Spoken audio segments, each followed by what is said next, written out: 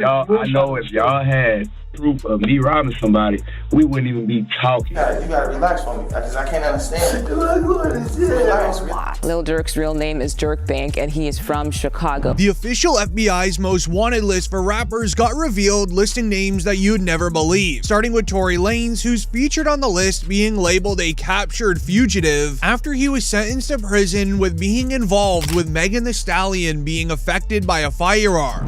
Meanwhile, musician Tory Lanez convicted of rapper Megan Thee Stallion sentenced to 10 years in prison. A judge in Los Angeles handing down that sentence today, culminating a case that filled gossip pages and polarized the music industry. The FBI's most wanted list features names of rappers who are currently arrested or still on the loose, just like Young and Ace. He's listed to be involved in several crimes in Jacksonville, including the passing of Julio Fulio. However, being deep in the streets, the FBI isn't the only group who wants him, because so does his ops. I'm trying to come for him. I'm trying to hold RJ. I'm trying to hold him. I'm trying to RJ open the door. On July 8th, 2026, Young and Ace was targeted by Fulio's friend for revenge. It reads, Jacksonville rapper Young and Ace and ATK members targeted in Jacksonville during a music video shoot. Investigators believe this was a revenge targeting for Fulio's passing, hoping to run into Young and Ace before the looming ATK RICO happens. Because in case you didn't know, the Jacksonville police have been secretly investigating Young and Ace for a RICO. This is due to him being tied to multiple hits in Jacksonville, including Julio Fulio's. So Young and Ace has long been known in Jacksonville. We are consistently monitoring those groups. We have people that are always watching them. I won't speak to the chief's investigation. That's up to TPD. We don't have an investigation on him right now, but he can't move around in Jacksonville without us knowing about it. And that's for the betterment of our community. Due to this, the news wrote, Jacksonville rapper Young and Ace to be arrested in 2026. The sheriff announced several crimes in the area is due to Young and Ace and his team, ATK. Expect a possible RICO, where this all began during the Julio Fulio trial, where it was revealed inside a court. Prosecutors wasted no time setting the tone. In a surprising move, the state played Game Over by Young and Ace for the jury in court. The track is allegedly known as a diss aimed at Julio Fulio. Lyrics referenced in court includes mentions of Mr. Six, which prosecutors say points towards Charles Jones, aka Julio Fulio, where the entire courtroom would listen to the song. Game Over. You hear him mentioning Mr. Six, that is Charles Jones. The Don Julio you keep seeing, again, that is a diss against Charles Jones, whose rap name was Julio Fulio. Where the police would then show several photos of Young and Ace on the 6th floor of a parking building, flexing 40 bottles of Don Julio, being a sneak diss towards Fulio. The following hour later, Young and Ace would begin panicking on social media by tweeting, "Ain't no such thing as ATK no more, that stuff is gone and over with," doubling down with an Instagram video. I say no more ATK, it ain't no more. What you talking about? Niggas don't do shit, don't do shit, tripping. Everybody always got shit to say. These niggas. When it's time for the lawyers to be paid, where the f*** be at? Got all this shit to say, where the f*** be at though? Where the f*** need to get buried? When the time to spend that money, where the f*** be? Always got shit to say, but don't be on shit, man. They don't get no feet wet or nothing, man. You niggas be talking, man. What's wrong with these, man? Talking about uncomfortable, don't talk like me. Don't get the man. When I say no more ATK, ain't no more. Resulting in police updating their evidence file against him, making sure the judge knows Young and Ace is a part of ATK. Don't let the Instagram video fool you. And Young and Ace is a part of ATK, is that correct? Yeah. But this is where everything would change for the worse. The Jacksonville police would release a never-before-seen Fulio file proving Young and Ace didn't act alone and there is more ATK members involved. It reads, investigators in Jacksonville are starting to hear rapper Queso also played a role in the passing of Fulio. Being a main member of ATK, there's news of him adding money to the hit pool, which is a collection of money for bounties to deal with their ops. Where the day after Fulio passed, a video went viral from an unknown gang member claiming there was a $10,000 bounty for Fulio to be dealt with, confirming there is a hit pool. Hey, on everything I love, bro. On the day homies, bro, I put it on everything on my soul, on my kids. I'm the one that smacked Fulio that night when he got at his birthday celebration, bro. You feel me? I ain't gonna show my face and give my identity away or nothing like that, but you know, I did that, you feel me? It was money on his head, you feel me? I rock with Ace and them boys, you feel me? ATK, you feel me? I be in Jacksonville heavy, you feel me? If you know, you know. But yeah, you feel me? I did that, you feel me? I handled that, cause, you know, Ace had that money on his head, you know, Ace had him put that 10K up, told me to slide, told me to cause you know he got tired of that nigga running his mouth playing all the time, you feel me? So what had to be done, you feel what I'm saying? So I just handled it, you feel me? It was what it is, bro. Young and Ace and Queso are longtime best friends, and they're also a part of the ATK group. This relationship is rooted with street and music ties, with Queso often seen as one of Young and Ace's most loyal associates. But here's where it gets interesting. It's important to note that Queso is currently serving a life sentence in prison for a separate M charge. But just recently, he was also charged with the passing of Adrian Gaynor, otherwise known as Bibby. Bibby was a little brother to Fulio. Every day after school, he'll come to me, like, he coming straight to me. We chopping it up, we speaking, like, you know, just regular shit. They walk in the house, we dap each other. I'm like, what's up, little bro? What you been on? Like, he telling me I went to school, bit, bro. And guess what school he was going to? I'm like, look, bro, I love you, bro. Be safe, you know? And that's how it always ends, like, with so many people with me. Like, they last word with me be, I love you, be safe. You know what I'm saying? But just in the recent weeks, Queso had now just pled guilty to the passing of Adrian Gaynor, aka Bibby. Jacksonville rapper Hakeem Robinson, also known as Queso, pleaded guilty to the of Adrian Gaynor Jr., who many people knew as Lil Bibby. That guilty plea came during a pre-trial hearing Monday, and the judge sentenced him to 10 years in prison for second-degree. This resulted in one viral reply reading, "Am I the only one who thinks Queso and Young and Ace wanted Fulio gone as soon as possible before Fulio got the chance to retaliate for what they did to his little bro Bibby?" Because Jacksonville police think the exact same thing. This is why DJ Academics even would ask Young and Ace, "Are you the one who set up Fulio?" I mean, some people feel like you were behind that.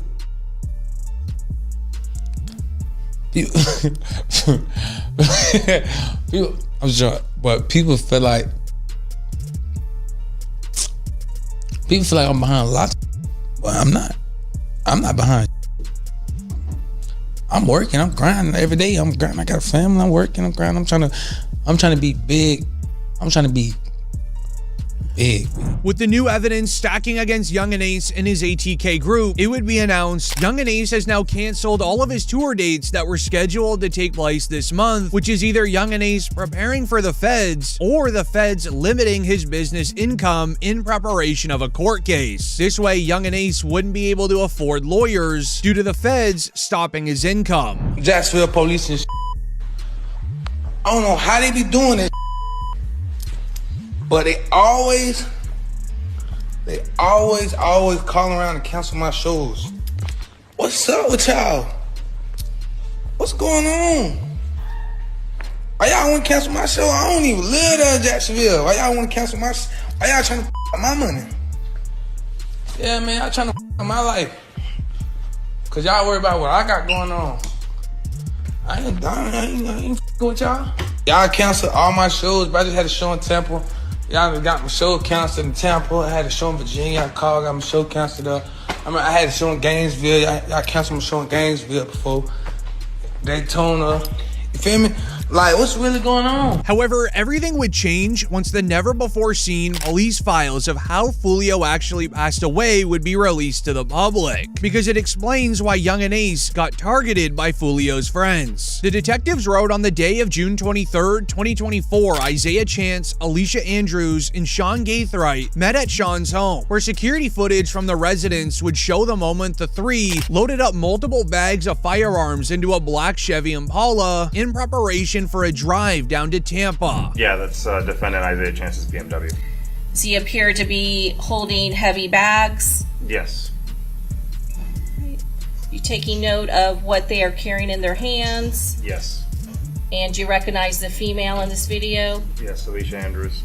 During the Fulio trial, detectives would testify that both the black Chevy Impala and a silver Chevy Cruze would contain the other two suspects, Rashad and Davion Murphy, two brothers that would travel down from Jacksonville to Tampa together. They would be seen on license plate readers within minutes of each other driving down. And the license plate that is on the silver Chevy Cruze. Correct. The top left there is a picture of the suspect black Chevy Impala. When the vehicles appear to be traveling down from Jacksonville to Tampa, is that correct? Correct. We see the blue and red dot here. That's signifying that both of those vehicles hit within 1 minute apart from that same plate reader. Once they all arrived in Tampa, they would end up using Fulio's own Instagram stories against him, as he would reveal his location multiple times within this night, where Fulio would begin his night ordering an Airbnb for the weekend, where he would be hosting a party at, telling all of his Instagram followers to pull up. Hey, the pool party start today at 5, 6 o'clock. If you already got the address, pull up, man.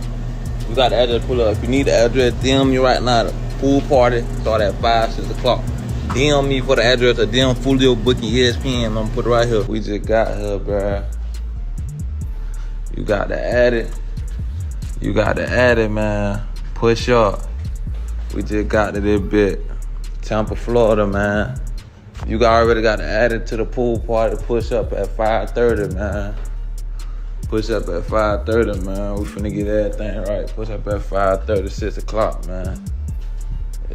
Due to him posting this on his Instagram story, a lot of people ended up showing up. It was extremely loud. The neighbors would begin phoning the police. They would then call the landlord of the home, who would kick Fulio and his crew out of the house. But despite the party ending early due to police, Fulio would make another mistake, this time jumping on his Instagram story at 1:40 in the morning to write, "Best birthday ever. Appreciate everybody who pulled up. We turned up till we couldn't no more. We're on the way to the show now." The show that he's referencing is a paid performance at a nearby club that he would post to Instagram to promote. Fulio never thought his ops would take the trip to monitor his every move, so he would post the location address every single time he went somewhere new. The silver Chevy would end up sitting outside of the nightclub all night for his arrival. They then continued following him throughout the rest of the night, because when his show would wrap up, Fulio decided to continue the night, this time at another nearby club, which he would go on to leak the address to once again. Fulio even made the mistake of pulling out his phone and recording himself walking up the stairs, telling everyone, "I'm in the upstairs lounge."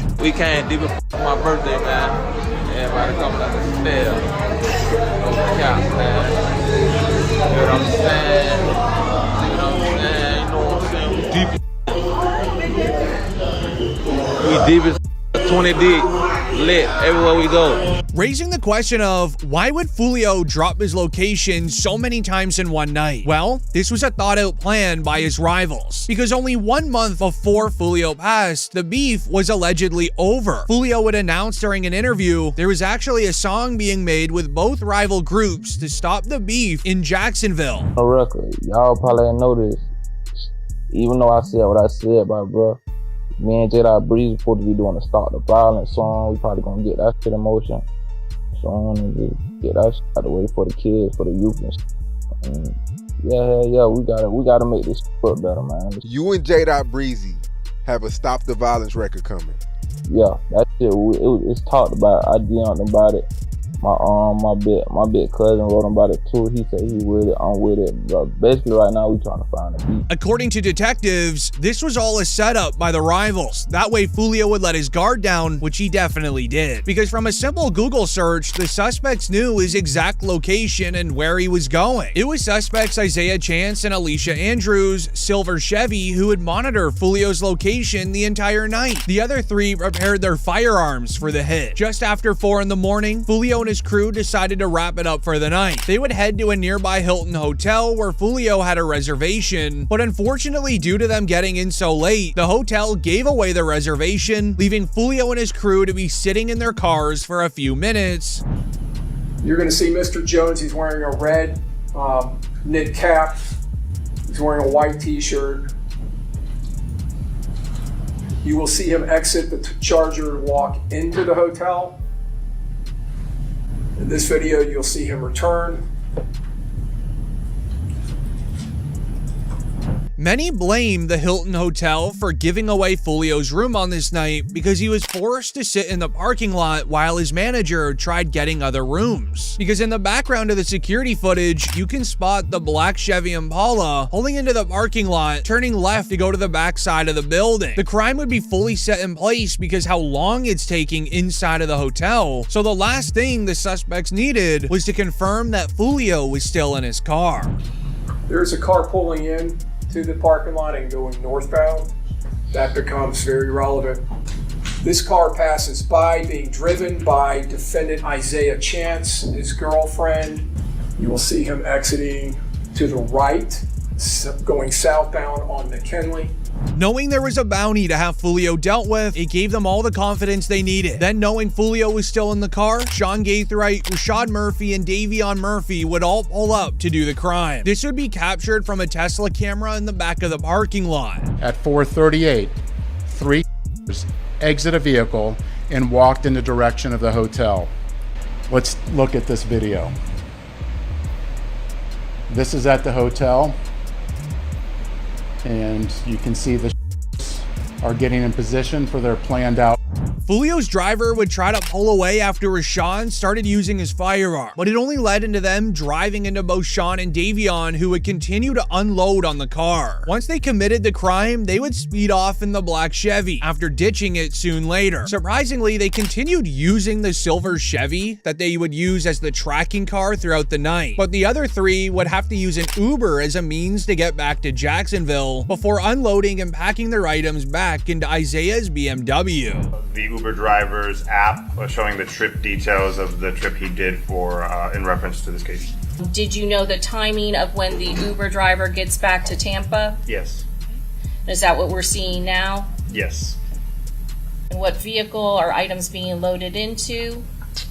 Isaiah Chance's BMW. But sadly in court, it would be revealed that Julio's cousin, who was sitting beside him in the vehicle, would have to re-watch this day. He reacted in court reading, Julio's cousin, who was in the car with him when it happened, couldn't stop his tears while describing Julio's final moments. So you fell asleep after that, after he came back to the car, or you started dozing? Yes. Can you just tell the jurors what you saw inside of the car at that point? You said you saw Julio laid out. Yeah, first thing I saw Julio laid out. I thought it was a car accident until I looked up, saw the booze, and I saw Jacob yelling. Okay, so you thought it was a car accident, and then you looked up, saw the holes, and you saw Zay. Is that Xavier Edwards? Yes. You saw him covered in. Yes. Okay, so he wanted you to look at his head because he thought he had been hit, and then when you tried to do that, you saw the in your arm. Yes. Where were you?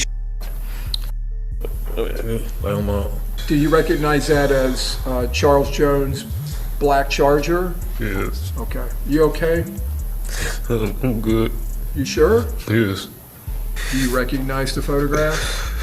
Yes. But allegedly, this is why Jacksonville police believe Young and Ace played a role. Because within an hour, fans already knew who was responsible of the crime being committed. Right when Julio's passing was hitting news headlines, Young and Ace would drop a song. The news wrote, Young and Ace dropped Do It, a direct diss track at Julio after his passing earlier today. Meanwhile, Young and Ace's right-hand man shared on Instagram an old tweet from Vaughn reading, Game over, we won, stupid. Then the morning after, an Instagram live from Young and Ace with his mother would come out of them laughing at Julio. These are my best friend. Hey, chat, y'all know what's going on though. Y'all stop playing with us, Talib.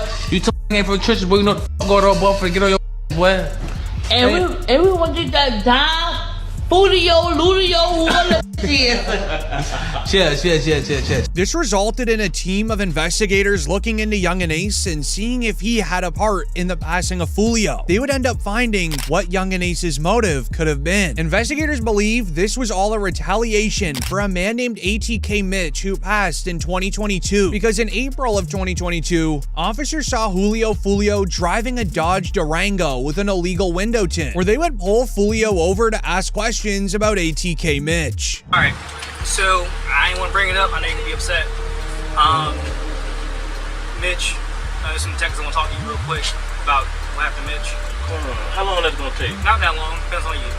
They just want to ask what you know about what happened. ATK Mitch was extremely close with Young and Ace and other ATK affiliates, so when he passed, they knew Julio Fulio played a role, but so did the police. Because once they pulled over Fulio, they put him in the police car, where he would be quickly taken in for an interrogation. I used to come to my mama's house. I used to stay on the corner. He would come over there, show his, support. What type of work do you do?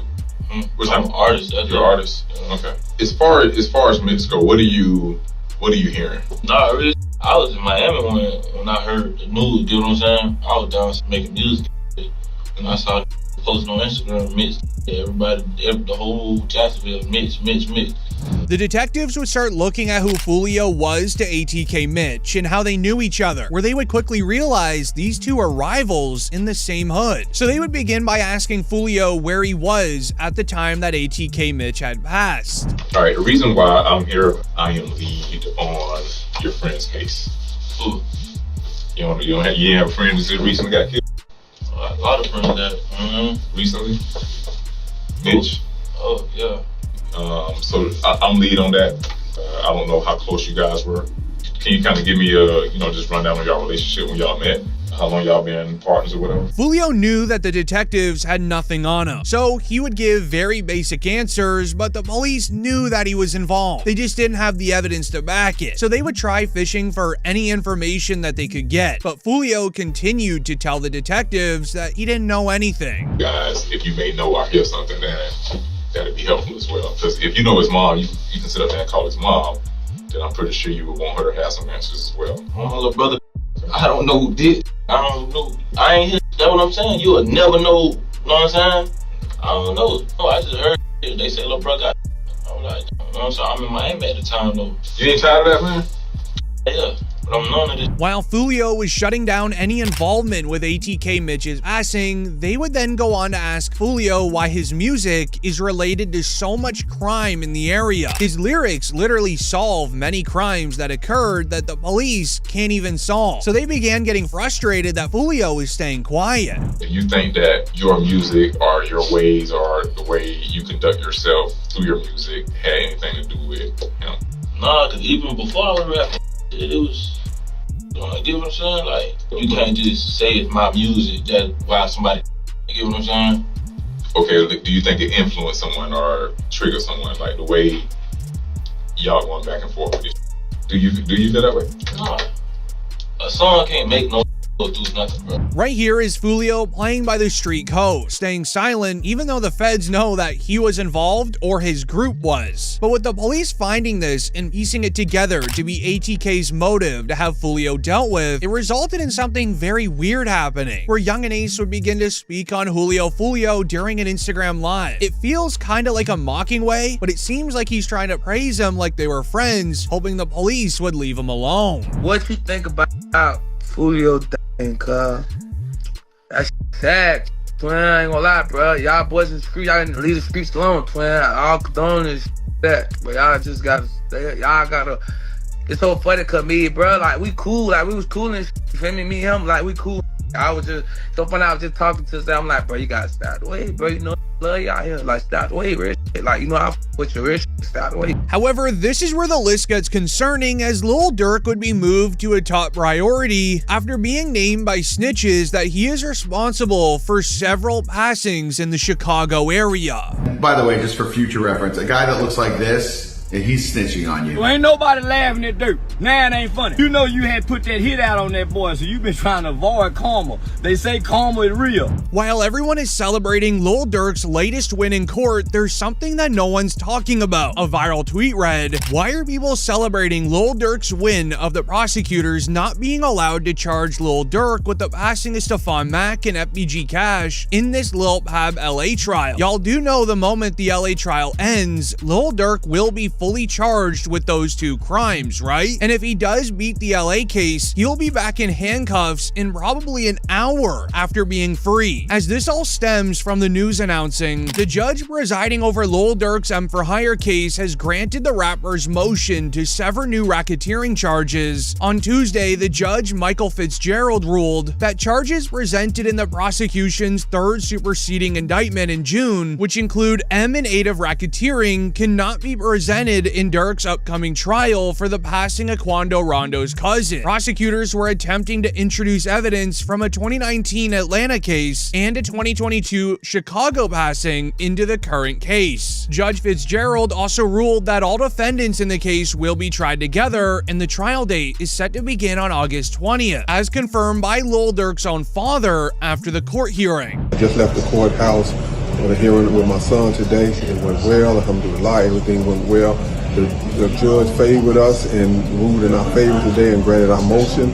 Alhamdulillah, man. The prosecutor tried to bring them bogus charges, but the judge severed those charges, and we're ready for trial now. However, the most concerning part for Lil Durk is going to be when he gets charged for the passing of Stephon Mack and FBG Cash, as he snitched on himself for his involvement in both of them, and let me explain. It begins with a viral tweet reading, "Investigators found interesting evidence against Lil Durk. Noticing a trend when OTF members or O-Block members committed a crime, Lil Durk happened to be on IG Live every time. Crimes committed while Durk was on IG Live: Stephon Mack passing, FBG Duck passing, FBG Cash passing, Quando Rondo Georgia incident, not the LA one, and King Von's passing. As the moment each of them were taken out, Lil Durk happened to start an IG Live, with the most concerning evidence coming out regarding the passing of King Von and Lil Durk's ties to it, but more on that later. Because on June 10th, 2022 at around 5:30 a.m., FBG Cash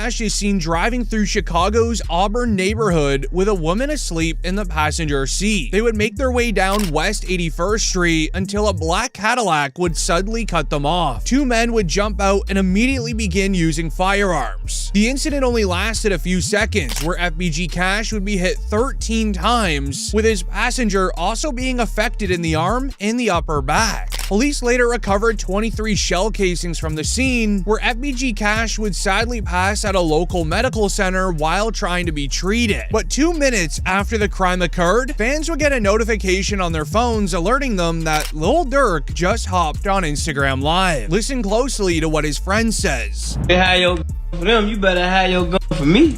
Better have your for Booney. Better have your gun for C. You don't believe me, you gonna see. You gonna end up by that tree. Know that we did it. Man, I got my for Boone, they call him Chief. Man, we should have killed him soon, cause he a thief. Where Lil Durk's friend right beside him says, "You know we did it." And there was a reason that they did. Many believed FBG Cash had become the biggest remaining face of FBG after the passing of FBG Brick and FBG Duck. He was also heavily involved in Chicago's long-running Gangster Disciples and Black Disciples rivalry, where they would frequently release diss tracks aimed at Lil Durk for publicity. There's even YouTube videos uploaded on the same day that FBG Cash passed reading Lil Durk celebrating FBG Cash at the same time. But if that wasn't weird enough, only 2 years before Cash passed, Lil Durk also did something odd when another FBG member passed. Because on August 4th, 2020 at 4:10 p.m., FBG Duck and his girlfriend would park on Oak Street. Stepping out to get in line for a luxury store would be the exact same moment where cameras in O-Block caught several men sprinting down a stairwell, getting into two vehicles, being a Ford Fusion and a Chrysler 300. City cameras and license plate readers would follow the car's path through at least 7 spots as they headed towards the Gold Coast. At 4:26 p.m., both cars would stop right in front of FBG Duck's girlfriend's sedan. Two people would hop out of the Fusion and begin using firearms, awfully similar to what happened to FBG Cash. But they brought extra this time, as 2 more men would hop out of the Chrysler and follow suit. FBG Duck and another person would try to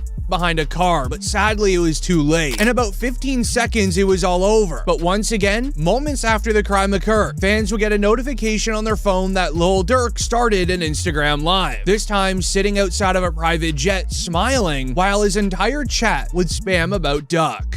See band make a plan, watch the score in the mail. 39 years I heard him crying to sell. Boy, get money right up. Hey, you got the Louis? Oh, okay. That's all, man. We taking flights. Jet life. making it very clear that Lil Durk uses Instagram Live as a live action alibi, showing his exact location. But even days later, we would hear from King Von, who would then be interviewed by DJ Academics, who would react to Duck's passing. Were you saddened by the news that he was? Man, I heard it. I ain't even go to sleep at night. I can't believe it. Hold on, man.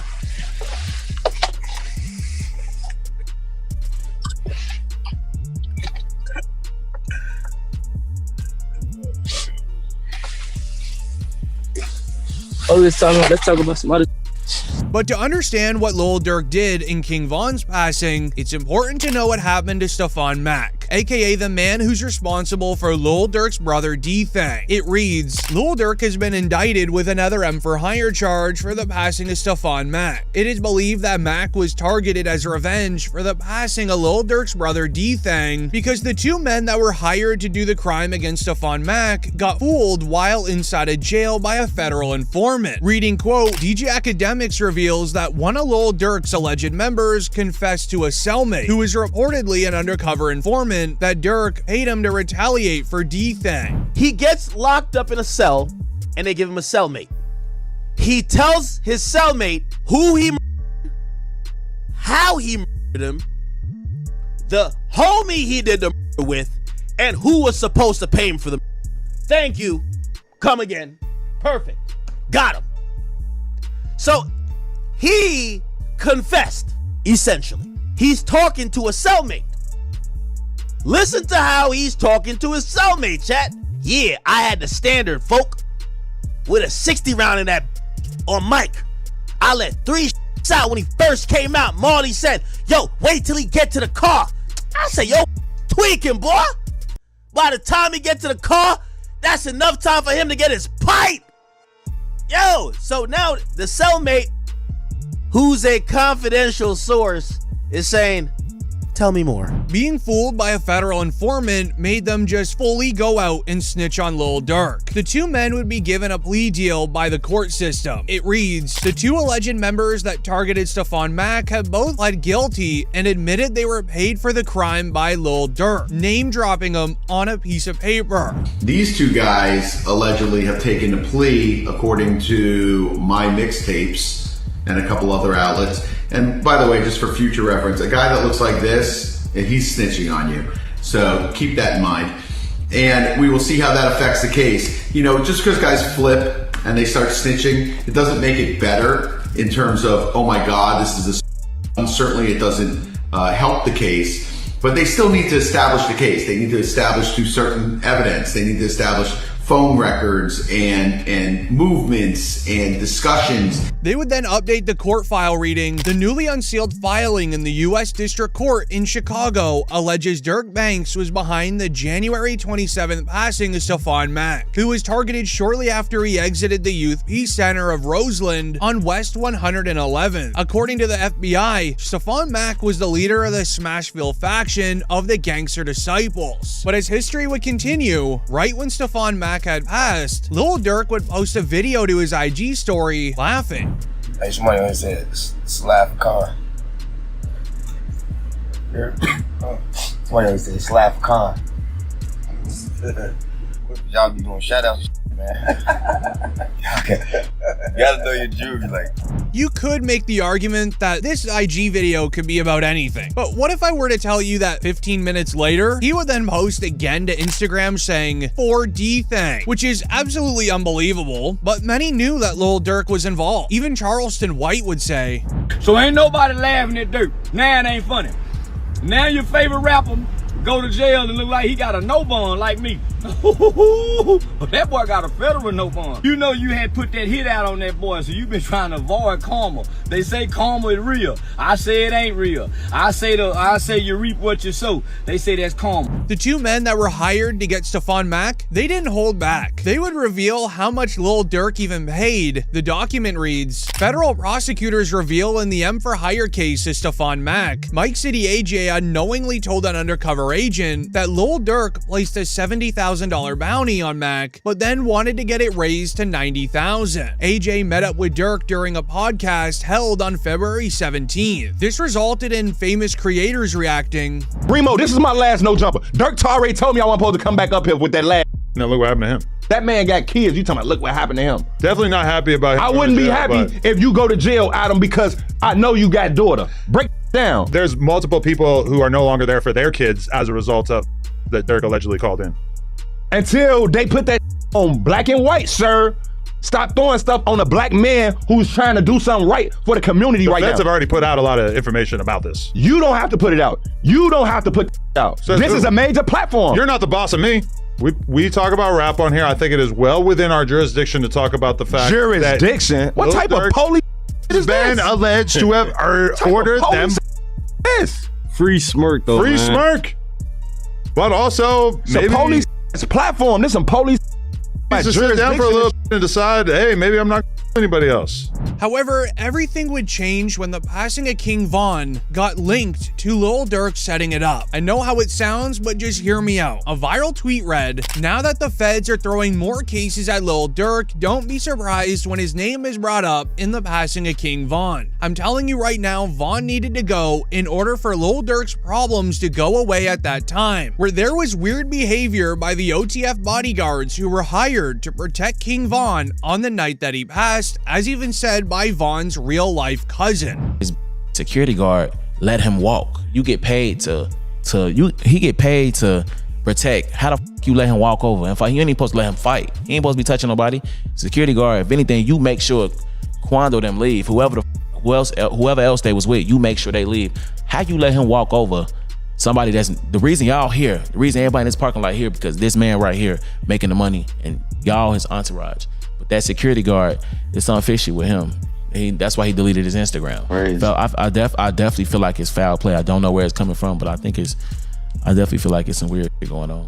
But what you didn't know is right before King Von passed, Lil Durk and Von were getting ready to go to trial for a February 2019 court case where the two would end up going after a man at the Varsity in Atlanta, stealing his jewelry, cash, and even his car. The cameras around the famous drive-in would capture everything. By June 2019, an Atlanta judge would listen to all of the long probable cause hearings where a detective testified that video showed Lil Durk firing from a moving vehicle and even put King Von as the driver. The judge said there's more than enough to move forward on the charges. This is why King Von was arrested. Put your other hand on top of your head, please. Out here?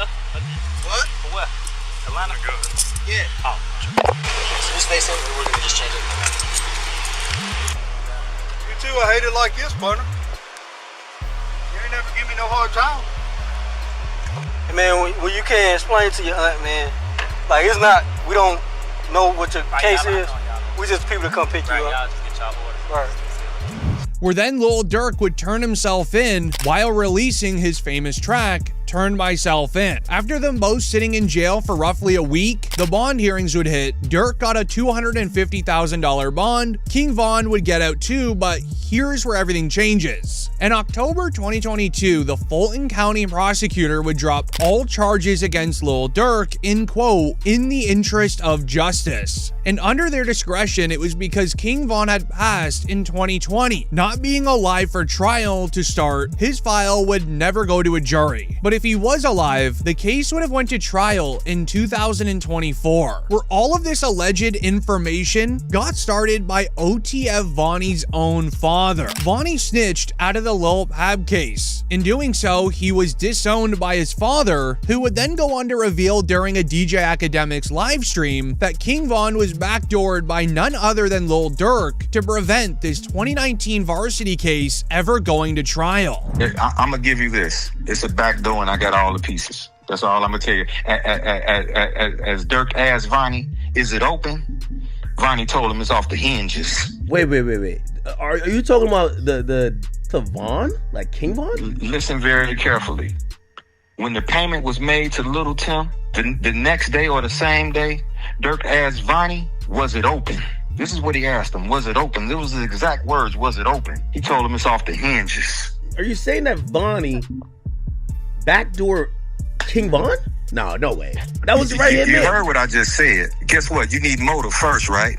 I got bankers. I got bankers that'll testify that or will make a contract or make a statement to you and let you know that this is the amount of money he had, this is what he had, this is that another. You need motive first and foremost. I got text messages from the lawyer letting you know that who told on Dirk before, who told on Von before he died. Where court files would suggest the case was closed privately, meaning that Lil Durk made some sort of deal with the court behind closed doors so then it would never go to trial. He would then even double down when the news wrote, OTF Vonnie's father reveals that Vonnie allegedly orchestrated both Lil Pab and King Von's passing. Oh no, he ain't take my advice. He ain't respond no back to me because this is on a tablet. He on a jail tablet when I sent that to him. He ain't respond nothing else to him. I told you he can't take my advice. Was it you that said that with the whole narrative about Vonnie snitching with the text messages? Like that's Yeah. I don't know who said that. that was a focus. Everybody was trying to make it seem like that's what the text messages was about. That's just saying what he finna cop out to and this, that, and other.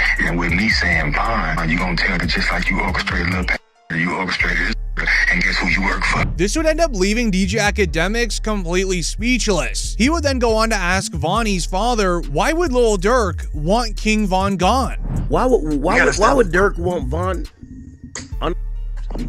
Let me give you this. First of all, you didn't sign your rights over. You ain't in no 360 deal. First of all, you can't bring nobody into the business and they surpass you. How you bring me to the table when I pass you up? Don't nobody want their chief spot taken, do they? That's an interesting Dude was thing. a slack. He was signing the boys. He was Vaughn wasn't no slack. That's interesting. I did find out that Von didn't have any contractual ties to Dirk like that, which was interesting. Come on, man. He wasn't even signed to him. How's this his friend? He lied on Breakfast Club and said, hey, you think your man would be sitting here with $300,000 worth of jewelry on and he not have an attorney? He got a public defender. As of right now, OTF Vonnie is released from jail. According to the Bureau of Prisons Custody, he is now released from custody, and investigators believe that he did it and snitched against Lil Durk because there's no loyalty in the group anymore. So he wanted to save himself and reveal the truth of his fallen brother, King Von. Next on the list would be none other than TK. He was sentenced to 80 years in prison for his role in the 2017 passing of a filmer named Mark. He was recording a music video for TK where he would end up trying to steal Mark's camera and things turned ugly. You're young, but you're gonna have to make better choices. Do you understand? Yes, ma'am. So I'm gonna sentence him to 80 years in the prison, give him credit for any time served. However, a name who's been on the FBI list for a while is YNW Melly. The feds want him in prison for the rest of his life, but it seems like he's about to be released from jail. The YNW Melly case just changed forever, as on the July 14th, 2026 court hearing, his lawyer submitted paperwork for an immediate release from jail. The news read, investigators announced YNW Melly's current jail life and conditions, urging the court to either change them or release YNW Melly. His conditions in solitary confinement in Broward County are a single-person concrete cell, steel door with a small food slot, metal toilet and sink, narrow bed on concrete, locked inside the cell 23 hours a day, meals are passed through the food slot, 1 hour erect time, 1 shower every other day, no access to phone or visits, and no windows to the outside world. But it gets extremely concerning when you learn that this is what YNW Melly's been living through for the last 7 years. When you saw Melly's statement, just saying how he's been hurt, how he's scared for his life, as a mother, how did that make you feel? It's heartbreaking. It made me feel completely helpless. Broward Sheriff's Office definitely needs to be investigated. I mean, they are making up their own rules. We've tried to go to court about this situation. The judge really doesn't have any jurisdiction when it comes to the jail, because we actually had a hearing about the mistreatment of him, and the jail they make their own rules. And I don't think that's fair because I know that they need to answer to someone too. Most inmates awaiting their trial usually stay in Gen Pop, but YNW Melly's been living in solitary confinement the entire time. A fan reaction read, "What they are saying about YNW Melly got me so nervous right now. This man about to pass before his trial even begins where he could still be found innocent. Free this man." But it gets even worse when it was shared by a psychiatrist reading, Norman says that no person should go more than 15 days in isolation. He mentions the Nelson Mandela Act passed in 2015. Norman, a psychiatrist, says that about YNW Melly's jail conditions, and he admits that he's never even spoken to YNW Melly. He has never seen anyone in similar isolation for that lengthy amount of time, saying, quote, "I don't know if I've heard of anyone with 7 years of isolation." Norman compares YNW Melly's conditions to the film Castaway starring Tom Hanks. Norman says that YNW Melly's adolescent brain, while detained for 7 years, could be damaging. Brains don't fully develop its frontal cortex in adults until 24 to 25. This isolation will have long-term consequences, meaning that what YNW Melly has gone through in the last 7 years will affect him for the rest of his life due to isolation and living conditions. Being held in solitary confinement the entire time is also illegal. One fan wrote, "I understand the charges against YNW Melly are really bad, but he's being treated inside jail like he's already found guilty. There hasn't even been a conviction, and they're treating him like he's on the row." And I know people didn't believe me when I was saying just how horrible they were treating him, but to hear it come out of that BSO officer's mouth, it really brought it home, and it hurt. Like, it really made me cry because I don't see how you could treat anybody like that. It's innocent to proven guilty, but they are treating him worse than anybody I've ever heard of. The doctor even said he's never heard of someone being kept up underneath such seclusion and such harsh conditions.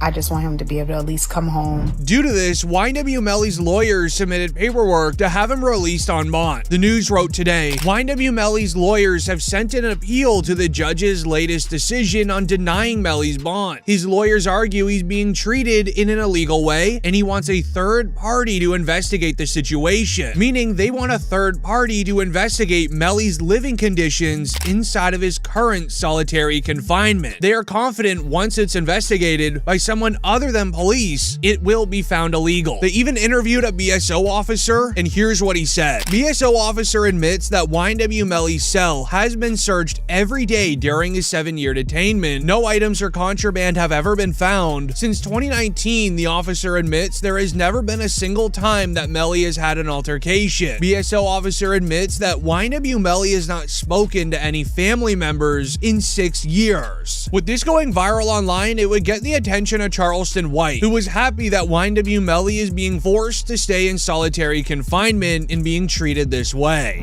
We got some breaking news. The Lord done answered my prayers this morning. And I'm finna tell y'all why.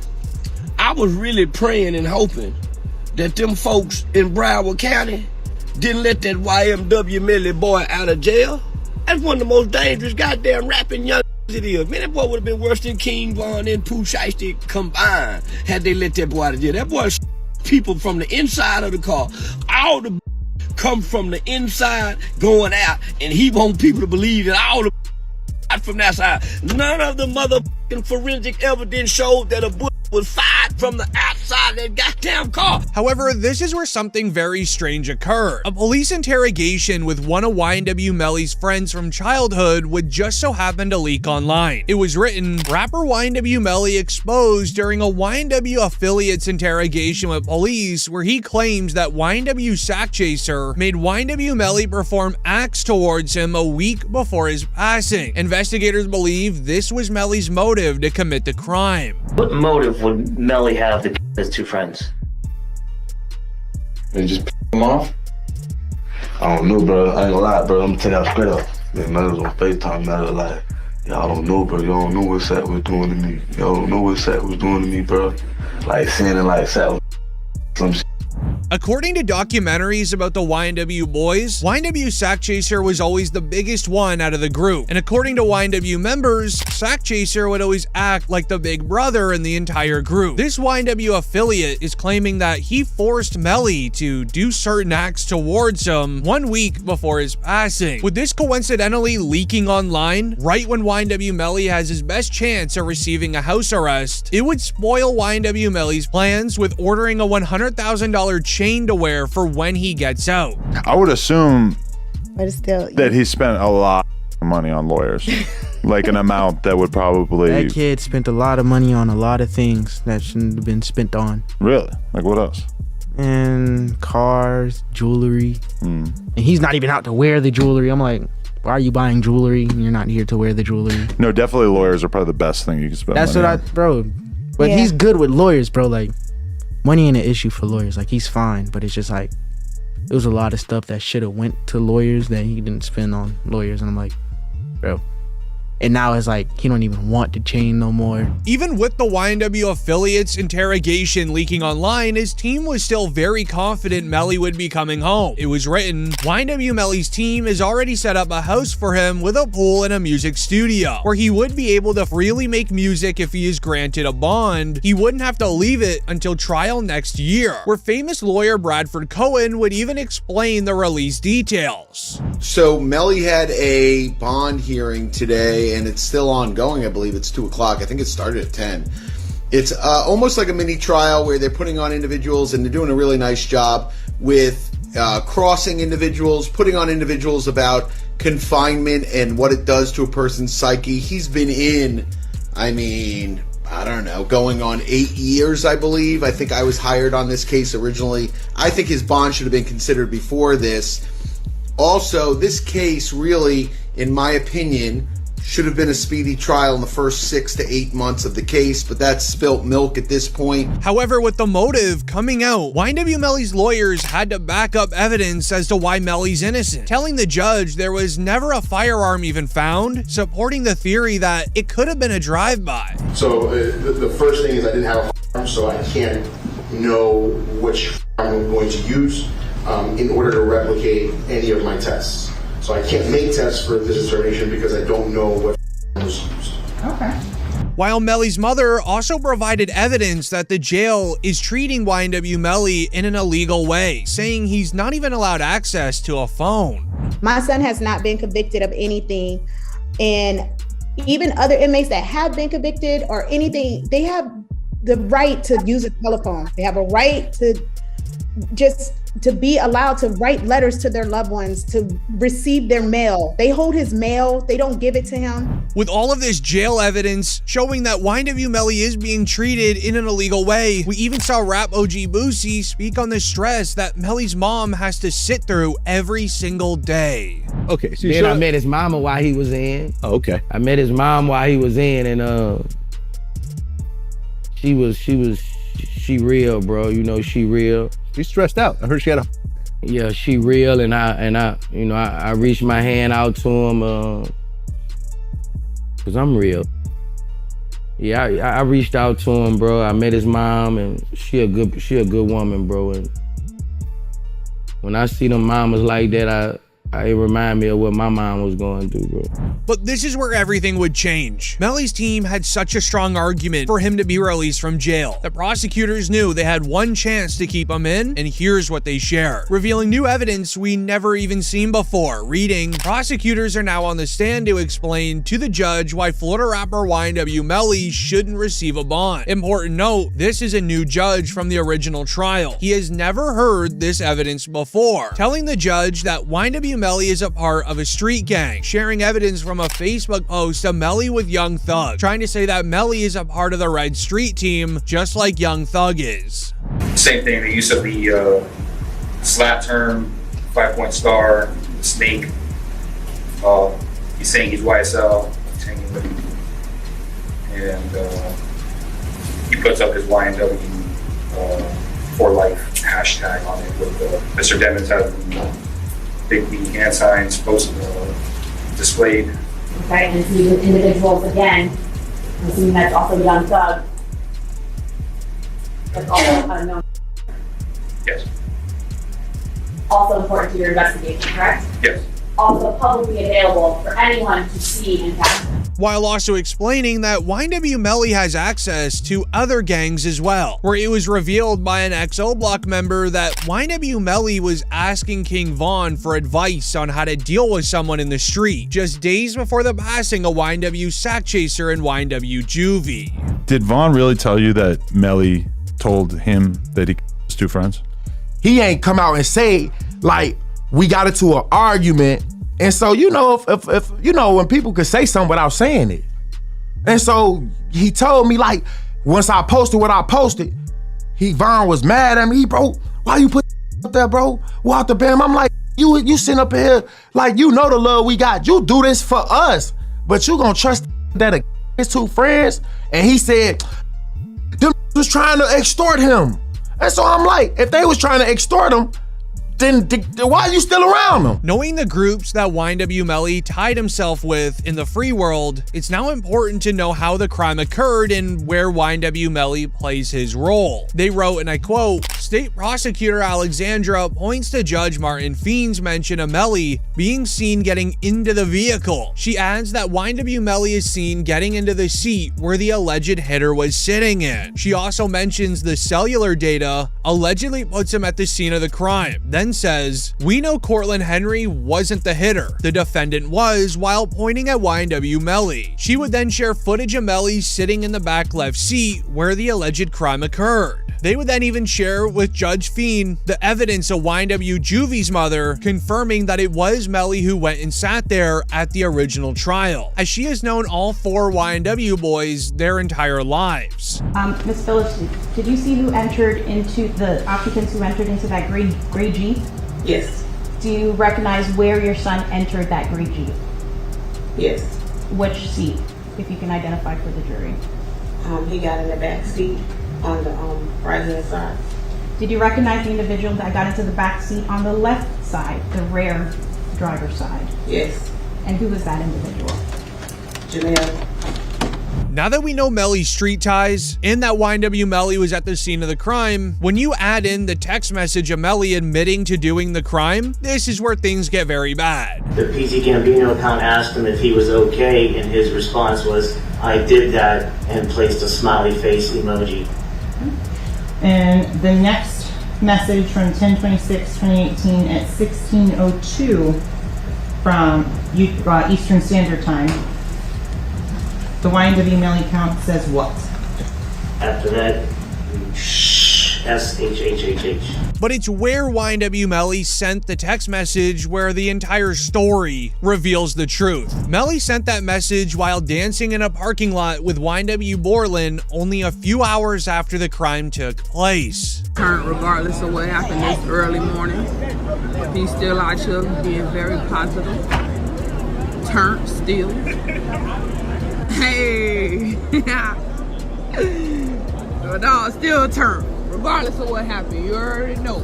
This video alone made YNW Borland have to accept a plea deal. It reads, YNW Borland took the plea deal. He also agreed to a proffer, which means that he's talking. The sentence is to accessory after the fact, and he'll do 10 years plus 6 on probation, minus any credit and gain time. Where DJ Academics reacted, the judge says on both charges, YNW Borland pled no contest. To that, he has to provide a factual basis for him to accept the plea, meaning you have to tell a factual story of how you indeed committed accessory to the crime, which confirms that the crime actually happened, which YNW Melly is charged with. This is a gonna plea, except with the proffer, he cannot say yes ma'am, he gotta sing like Franklin. I did tweet out saying people are upset. I said this is a gonna plea. This is a gonna plea. This isn't a plea saying you have to tell on him, but this is a plea that you're going to have to provide all the details that they were missing to convict him. And that's why it's a gonna plea. Why do I say he signed a gonna plea? Because YNW Melly, and I watched the case, we covered it. YNW Melly's case is that, number one, you guys have not done a job to prove that this is actually they have proved, but prove that this is a homicide with this person being the offender. Also, the accessory after the fact plea confirms that Borland, that's kind of like almost like a sub part of a conspiracy, except you weren't with the conspiracy at first. You came in after the fact. What that proved is that they came in. Oh my God, my dog's crying. What that proved is that Borland worked with someone after he acknowledged that a took place in trying to cover it up. You hear what I just said? When pleading to an accessory to after the fact. You have to acknowledge that the happened and you assisted someone or in some way to cover the. Now, if Melly's statement is, how do we know that, and then secondly, how do we know who did it? Because they said it was a drive-by. The easiest way to understand Bortland's plea deal, he has to provide a story of how the crime went down from his perspective sitting inside of the car. It is true that he does not have to say YNW Melly's name, but when he does tell the police that Sack Chaser and Juvie passed from a situation inside of the car, YNW Melly will then be found guilty. He will be flipping. He is going to be tell-all about anything he knows about the double case, and they will know if he's telling the truth or telling a lie when he gives his full quote-unquote confession as to what happened that evening. And that's what happens. A lot of times where guys are in the prison for 4 or 5 years awaiting trial and looking at a life sentence, and they're offered 10 years where they'll be home probably in another 3 years that he'll serve, he decides to flip and become a cheese eater. And that's what happens a lot of times on these cases. And I was expecting it to happen a lot sooner than it did. He held out for quite some time. But long story short is it looks like he's going to flip. And it makes the case on YNW Melly, depending on what he says, which I anticipate he'll say that YNW Melly is responsible. However, this year, the entire FBI list would get shaken up when a singer named David got arrested for the worst crime that you would ever imagine. On July 24th, 2026, the David preliminary hearing had evidence revealing the truth of what happened, resulting in rappers reacting like Kodak Black, who mocked David for what he's going to be saying when he gets sentenced. I never experienced love before. I never experienced it. I never experienced it, bro. I never experienced love, bro. I know it did, bro. Even getting a reaction from DJ Academics, who would reveal one of the reasons why David likely committed the crime, trying to save his career due to the amount of money that he was making. We're gonna find out that David had a contract with his record label that was for $6 million per album. Every time he dropped an album, I know you guys never heard of his music, but his music was pretty popular. He was gonna get $6 million per album. Just to put it in perspective, that's fucking huge. That would be probably more than 95 to 96% of all musicians currently that's on a major. I say that to say his music clearly was either highly profitable or definitely his label, which was Interscope Records. They were definitely exploiting his likeness and his music to a very high level. By the way, his monthly listeners was out the roof. However, to understand the rest of the reactions, it's important to know the never before heard evidence that came out today. Reading quote, "New evidence announced today. Singer David reportedly drove out in the middle of nowhere at midnight. Investigators believe he was out there getting rid of her belongings as they found her ID. But here's the most interesting part. David started calling her phone multiple times, knowing no one was going to answer it, but in reality, this was the beginning of his plans to create his alibi." But basically, he detailed the trips to Santa Barbara and the fact that David's Tesla data and his cell phone data, they pinged certain towers.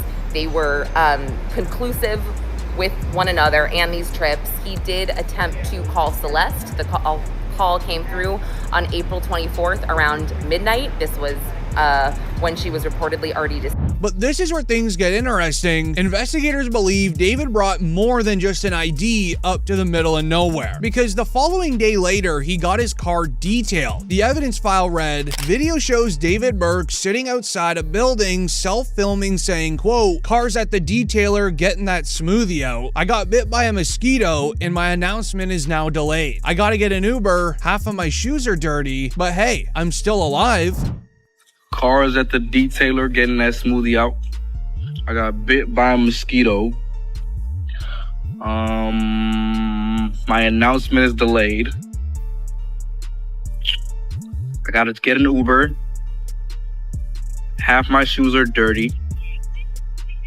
but I'm alive. Where according to investigators, the smoothie was in the back seat. David then got bit by a mosquito, which could have happened being in the middle of nowhere at midnight. Half of his shoes are dirty, likely from having to go through a dirt-filled place trying to hide her belongings, which all of this resulted in a viral reaction then reading, anyone else feel like the "I'm still alive" part at the end was really not needed when telling people you're getting your car washed? Everything about this just feels so weird. But it gets even weirder because investigators are also seeing if this is the same day that David was recorded driving the car, because inside of his Tesla, investigators found a receipt from the store Ross. Thankfully, it still had the address of the store on it, so the police went to the store Ross to retrieve the surveillance tapes, where in the footage, you can see David going in to purchase clothing, then leaving in a hurry. They also found a receipt in the Tesla from Ross's, like clothes for less or something like that. And they had the address and they had the date. So they went over to Ross's and they pulled surveillance and they saw that it was David buying clothes on July 29th, 2025. So this means that David's Tesla was still in his possession and it was never stolen. This resulted in Detective Byers to say that it was never stolen and they have proof that David was the last to ever drive it. It reads, Byers also testified about evidence that prosecutors say showed David was the last person ever to drive the Tesla before it was towed. He said data from the car showed David's iPhone 16, which was never recovered, disconnecting it from the vehicle at 2:18 p.m. on July 29. Shortly after, the neighborhood surveillance video captured the black Tesla leaving David's rental home. Then 2 minutes later, a neighbor's security camera would record Burke walking back towards the home. What this means is no one ever drove this Tesla after David parked it in the middle of the street. No one even opened the car as well, meaning once it was found in the tow yard, it's exactly how David left it. Discovery in Los Angeles has led to a police investigation on the West Coast. Authorities say they were called to an impound lot in Hollywood after someone noticed a foul odor coming from a car. Once inside, they discovered a wrapped in plastic. The car, which was a Tesla that belonged to a singer and Queens native who goes by the name David, spelled with A4. Period. This resulted in a viral reaction from DJ Vlad reading, David is gonna accept a life sentence to avoid the penalty. Remember this tweet, which is a reaction based around another person allegedly being involved and or knowing the truth. A new name would be mentioned inside a court at the preliminary hearing. The name Sheldon, who is a live-in security guard who could have either witnessed the crime occurring or just might know details about it. The prosecutors are trying to get him to snitch against David. This was interesting. There is a new name to watch for, a bodyguard named Sheldon. Sheldon Jaculus, I think I heard, but it was tough. Even Gregor, the witness, couldn't quite tell us his last name. So he was identified, Sheldon, as Burke's live-in security guard, and Gregor testified that he lived at David's home for about 6 months, but Gregor said that he never discussed what happened inside the home. Because according to court records, it reads, David employed a live-in bodyguard named Sheldon. The bodyguard allegedly drove the singer and her to clubs using fake IDs, confirming that Sheldon knew who she was and likely knew everything about her. So he definitely knew the entire relationship is completely wrong and should never have even happened. But there's also another name that's important to remember, this being a man named Neo. There is several photos of David posting about Neo, like them recreating the famous Titanic pose and even laying in bed together. It's been said that these two are so close, there could have even been a secret relationship, allegedly. You know who that person is, and do you believe that is the person that moved the Tesla?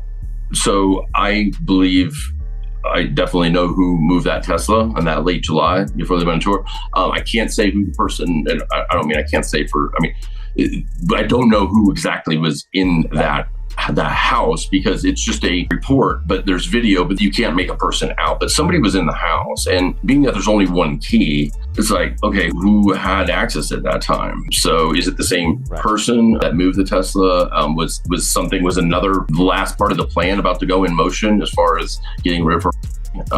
I don't know. Because before David was even arrested, Neo would end up getting locked up roughly for only 4 hours. Once leaving the jail after being questioned by police, he wrote on his Instagram, "Thankfully, I'm legally fine in every way, and boy do I got all my receipts for things," meaning Neo is likely gonna turn on David. But here's the twist. Sheldon or Neo will have to turn on David, because the feds found evidence that reads, "Defendant used an item towards her multiple times and stood by while she passed," meaning the feds know that somebody helped David clean up the mess or even commit the crime, with everything pointing towards David's best friend Neo and or the bodyguard Sheldon. Defendants multiple times and stood by while she out. How do they know that? How do they know that he stood there?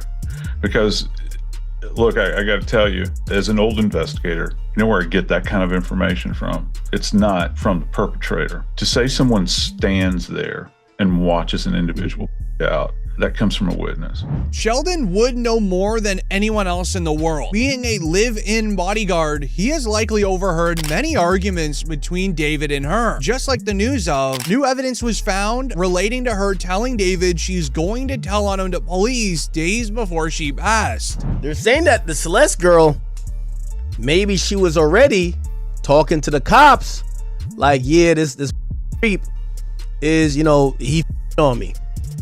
Now, granted, who knows if David was trying to leave her or whatever the case is, but look like she would also try to threaten David with that, to say, yo, you know, I'm about to go tell on your, right? Which already you should know, he should have knew that he's doing something wrong. Well, I mean, he should have knew of GP, like, she's f***ing gang. But she would, allegedly, according to this complaint, she had threatened that, yo, you know, I could ruin your music career or something like that. Investigators went through David's iPhone to find the argument, and they did. It was all a result of her wanting more of a relationship and to be treated better, or else she was going to be going to police. But with the words treated better likely means there has been several arguments between the two on text messages and or in person, meaning Sheldon would know a lot more than what he is currently sharing. However, David's iPhone would share a lot of interesting evidence that you're gonna want to hear, just like a flight receipt that David bought her for a family vacation. We're now seeing the receipt from the flight that Celeste took to be with David in London. This part is really interesting. Look at the customer information. The shipping address, it goes under the name Victoria Mendez, the same name that prosecutors are alleging that David used to order all of those things online, like the chainsaws, the inflatable pool. That name is also connected to his address in LA, where David would be purchasing these flight tickets with the fake name Victoria Mendez, trying to make it more realistic when he purchased all of the cleanup items under that same name. Investigators believe David was trying to make Victoria Mendez look like a real person, purchasing flight tickets, Uber Eats, anything you can think of, trying to make it feel like a more realistic person. But this is where it gets interesting. Later in the evidence file, it read, throughout 2024, Celeste spent a significant amount of time with the defendant, including summer weekends at his home in the Hollywood Hills and traveling to Las Vegas, London, and Texas to meet the family. To meet his family. So, it is unclear how much David's parents or brother knew about his interactions with Celeste and if they were aware of how she was. But what we do know is that the family was ordered to come to LA and testify, seemingly in front of a grand jury, as prosecutors worked to build a case against him. And in court filings regarding this whole back and forth about his family being subpoenaed to testify in LA, there was this section for each witness. Quote, detectives learned that Caleb Burke is the younger brother of target David Burke and has a close relationship with him. Detectives learned that Colleen Burke is the mother of target David Burke and has a close relationship with him. Per several witnesses, she is instrumental to his career success and manages his business finances. This means that David's family knew about her, raising the question of why did they let their relationship continue? If they got involved sooner, the sad ending to the story that we all know could have been avoided. But with investigators knowing David's family knew of her, they did something several months before David was arrested that no one really talked about, where they would go and raid David's family home, trying to see if they can find any evidence before the preliminary hearing started. No, out of all times for this to happen, as discovered in his car after she's been identified, for there to be a potential swatting incident where somebody calls 911 with a fake allegation, a fake crime for their property, out of all people, out of all times, it's weird. Well, it's weird, but it doesn't necessarily surprise me, because this case has taken on national significance in terms of people paying attention to it. And there are bad actors that understand how to bring somebody by way of swatting.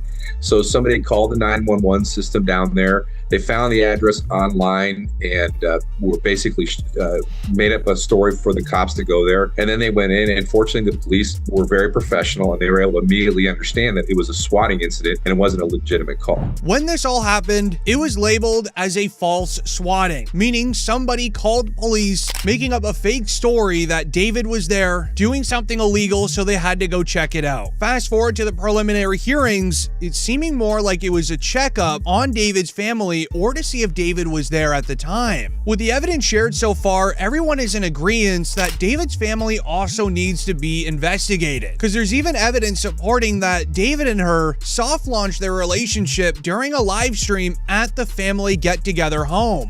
Yo, wait. Oh, look it. Answer that one. That's so mean if you don't answer Which that. one? What's good to have a big fan mix by me? Oh, thank you, Mitchell. I gotta stop with him if you even. We need to delete this. Maz, can we delete all VODs? And then as soon as the stream ends, delete the stream too? Where investigators would keep a close eye to the kitchen in the background of the live stream. This is one of the addresses found in the list of assets that David had, but then tried transferring the day Celeste was found. He couldn't have done it with more suspicious timing, trying to hide all of his millions of dollars the day she's found. You know, transferring these assets in the middle of an investigation, as opposed to 2 years ago or a year ago. Right. Could a court look at this and say, this was a deliberate attempt to, what you say, concealing assets, and they could breach it, they could pierce it, they could say, even though that you've transferred this into your mother's name, that was invalid. This is a way for, let's say, a plaintiff who sues him, or let's say in a criminal judgment to pay that fine.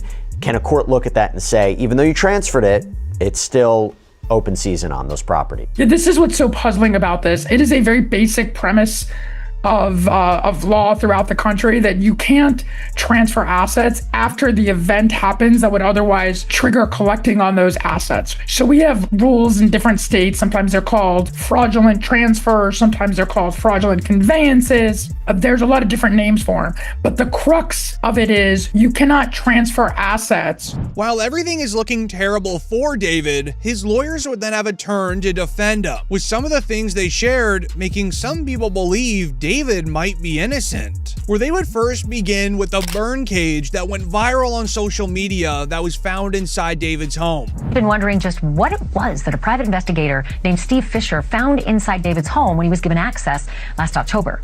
The PI reported seeing, quote, items you would expect to find on a farm rather than in a home in the Hollywood Hills. And today, we are learning about one of those items. Where it'd be revealed inside a court that David didn't even use it and or open the box. It reads, his lawyer Burke then questioned Detective Byers about a burn cage found inside David's home. Byers testified that he saw the unopened box near a piano on the second floor and that it was photographed during the search. However, he acknowledged the box was neither tested for biological evidence nor collected as evidence during the September 17th search. Everyone believed that David ordered this to destroy the things that belonged to her, like her phone, clothes, photos, etc. But in reality, David never even opened up the box. Next, there was 2 chainsaws found inside of David's residence that everyone believed David used in the aftermath, but it was later revealed in court, and I quote, the defense also pressed Byers, the police investigator, about 3 chainsaws recovered from David's home, 2 in the garage and 1 on the second floor. Byers all testified that 3 of them were tested, each came back negative. When Burke asked whether the investigators conducted DNA tests testing or compared the saws to the marks, he said that he didn't recall any DNA testing and testified investigators did not pursue additional forensic testing after nothing was found on the tools. This can mean a variety of different things. It does mean David's prints were not on these chainsaws. Nothing to do with her was found on him either, but it also could mean that these were just extras, and any tools that he may have used, he got rid of and or destroyed. But this still left some people reacting, so they don't have any actual evidence and are just using coincidence to say that he's guilty. Highly suspicious of what they're doing here. David had a similar reaction. He looked very comfortable when his lawyers were sharing this in front of the judge. As well, kind of had to look away, but David did not. David was did not take his eyes away from these photos. He also kind of gave me the sense that he was very relaxed in court, almost like he was kind of sitting in English class or something in his chair a little bit. He would lean forward sometimes, and you know, his mannerisms with his attorney, they were interesting. Blair Burke would rub his back, they would smile at each other, but again. But this is where the FBI list gets very interesting. We would see somebody labeled in the passing of Tupac being none other than Diddy. After the case was cold for over a few decades now, it seems like the case has been reopened and it's the FBI that are looking into it. You believe behind all of this is Puffy. You've said this yourself, with $1 million, whether it was $1 million, whether it was $500,000. Tell us a little bit about that.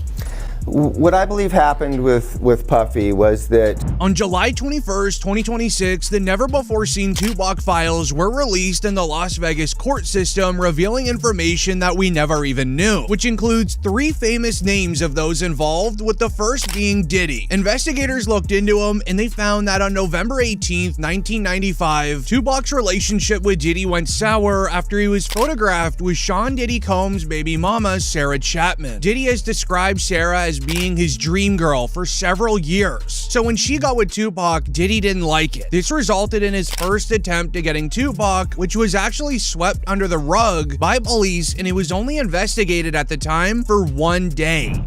I believe so. I do believe so. I have proved things that I could say that will back up my claim, but this is not for the world to know about. You know what I mean? It's between me and him, and only he knows.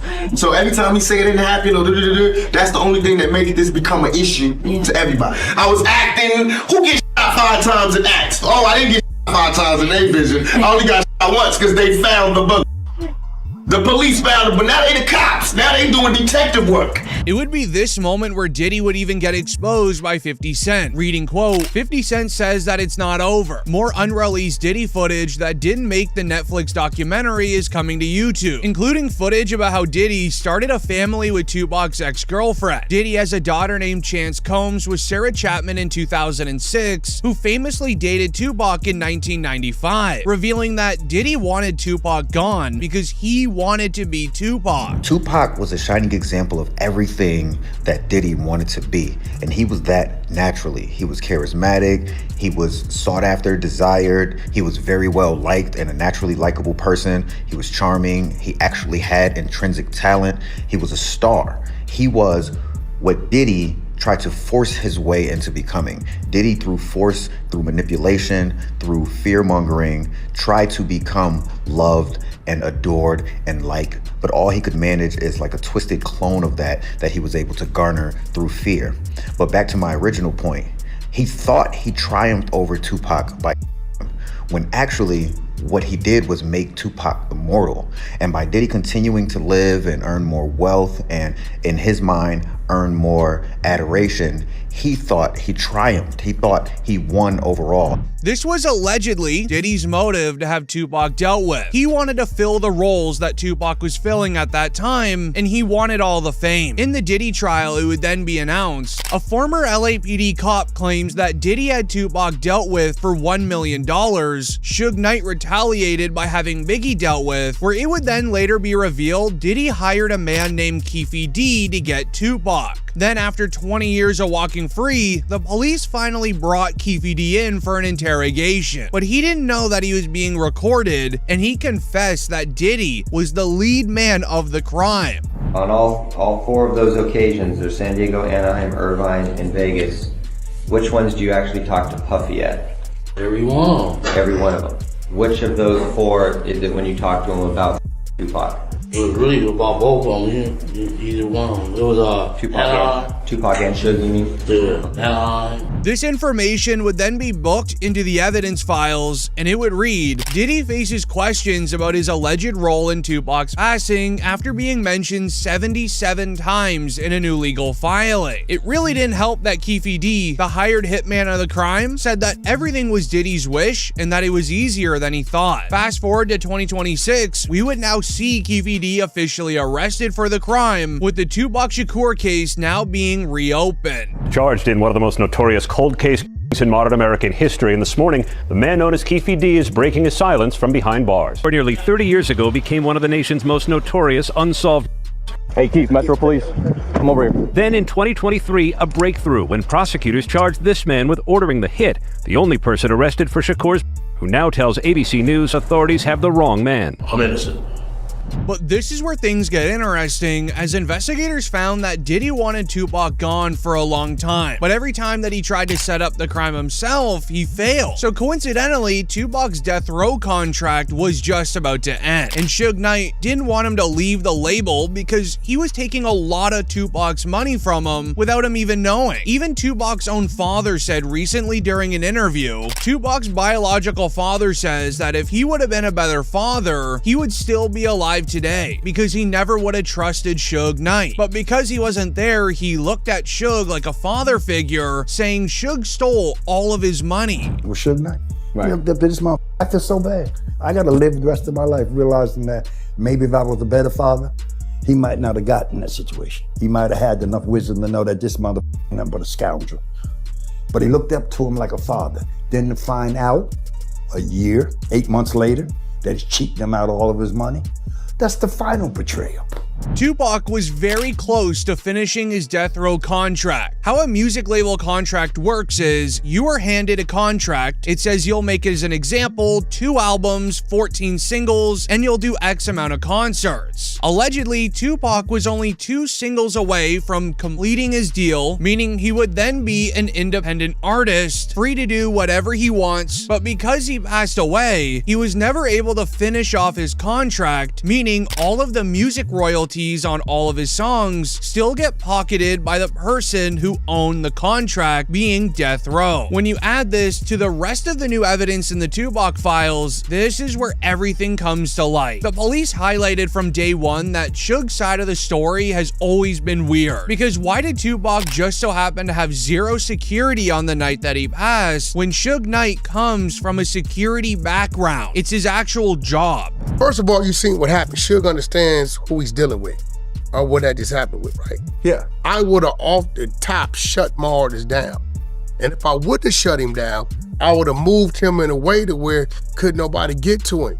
Suge, you know what you doing, though, dude. Like, it ain't no security on it. This resulted in a detective investigating Suge Knight, and here's what he found. Detective Russell Poole suspected that Suge Knight arranged Tupac's passing before he could exit the label. He then framed the rival Crips to throw off investigators, raising a big question of who is the most famous Crip member in the entire world. It was supposed to be framed around Diddy, who didn't publicly have a tie to any set, but he had close associations with a lot of Crip members, but all the attention would end up going towards Snoop Dogg. The feds would investigate Snoop, and here's what they found. They found an interview from Snoop Dogg revealing that Tupac, Suge, and Snoop had an altercation just 48 hours prior to Tupac's passing, and it wasn't pretty. With Tupac, though, in regards to Tupac, I heard a story, did you give him different advice that night on where to go? I didn't give him no advice. Right. We wasn't seeing eye to eye. Right. So saying during the Tyson. Yeah, this incident that I'm explaining to you right now was the day before that. Okay. So when they got to Vegas, they went their way, I went back. I mean, when we got to LA. Due to this altercation that they had, Snoop Dogg would end up changing his plans on the night that Tupac passed, because he was originally supposed to be in the BMW with Tupac and Suge. With Tupac, though, in regards to Tupac, I heard a story, did you give him different advice that night on where to go? I didn't give him no advice. Right. We wasn't seeing eye to eye. Right. So saying during the Tyson. Yeah, this incident that I'm explaining to you right now was the day before that. Okay.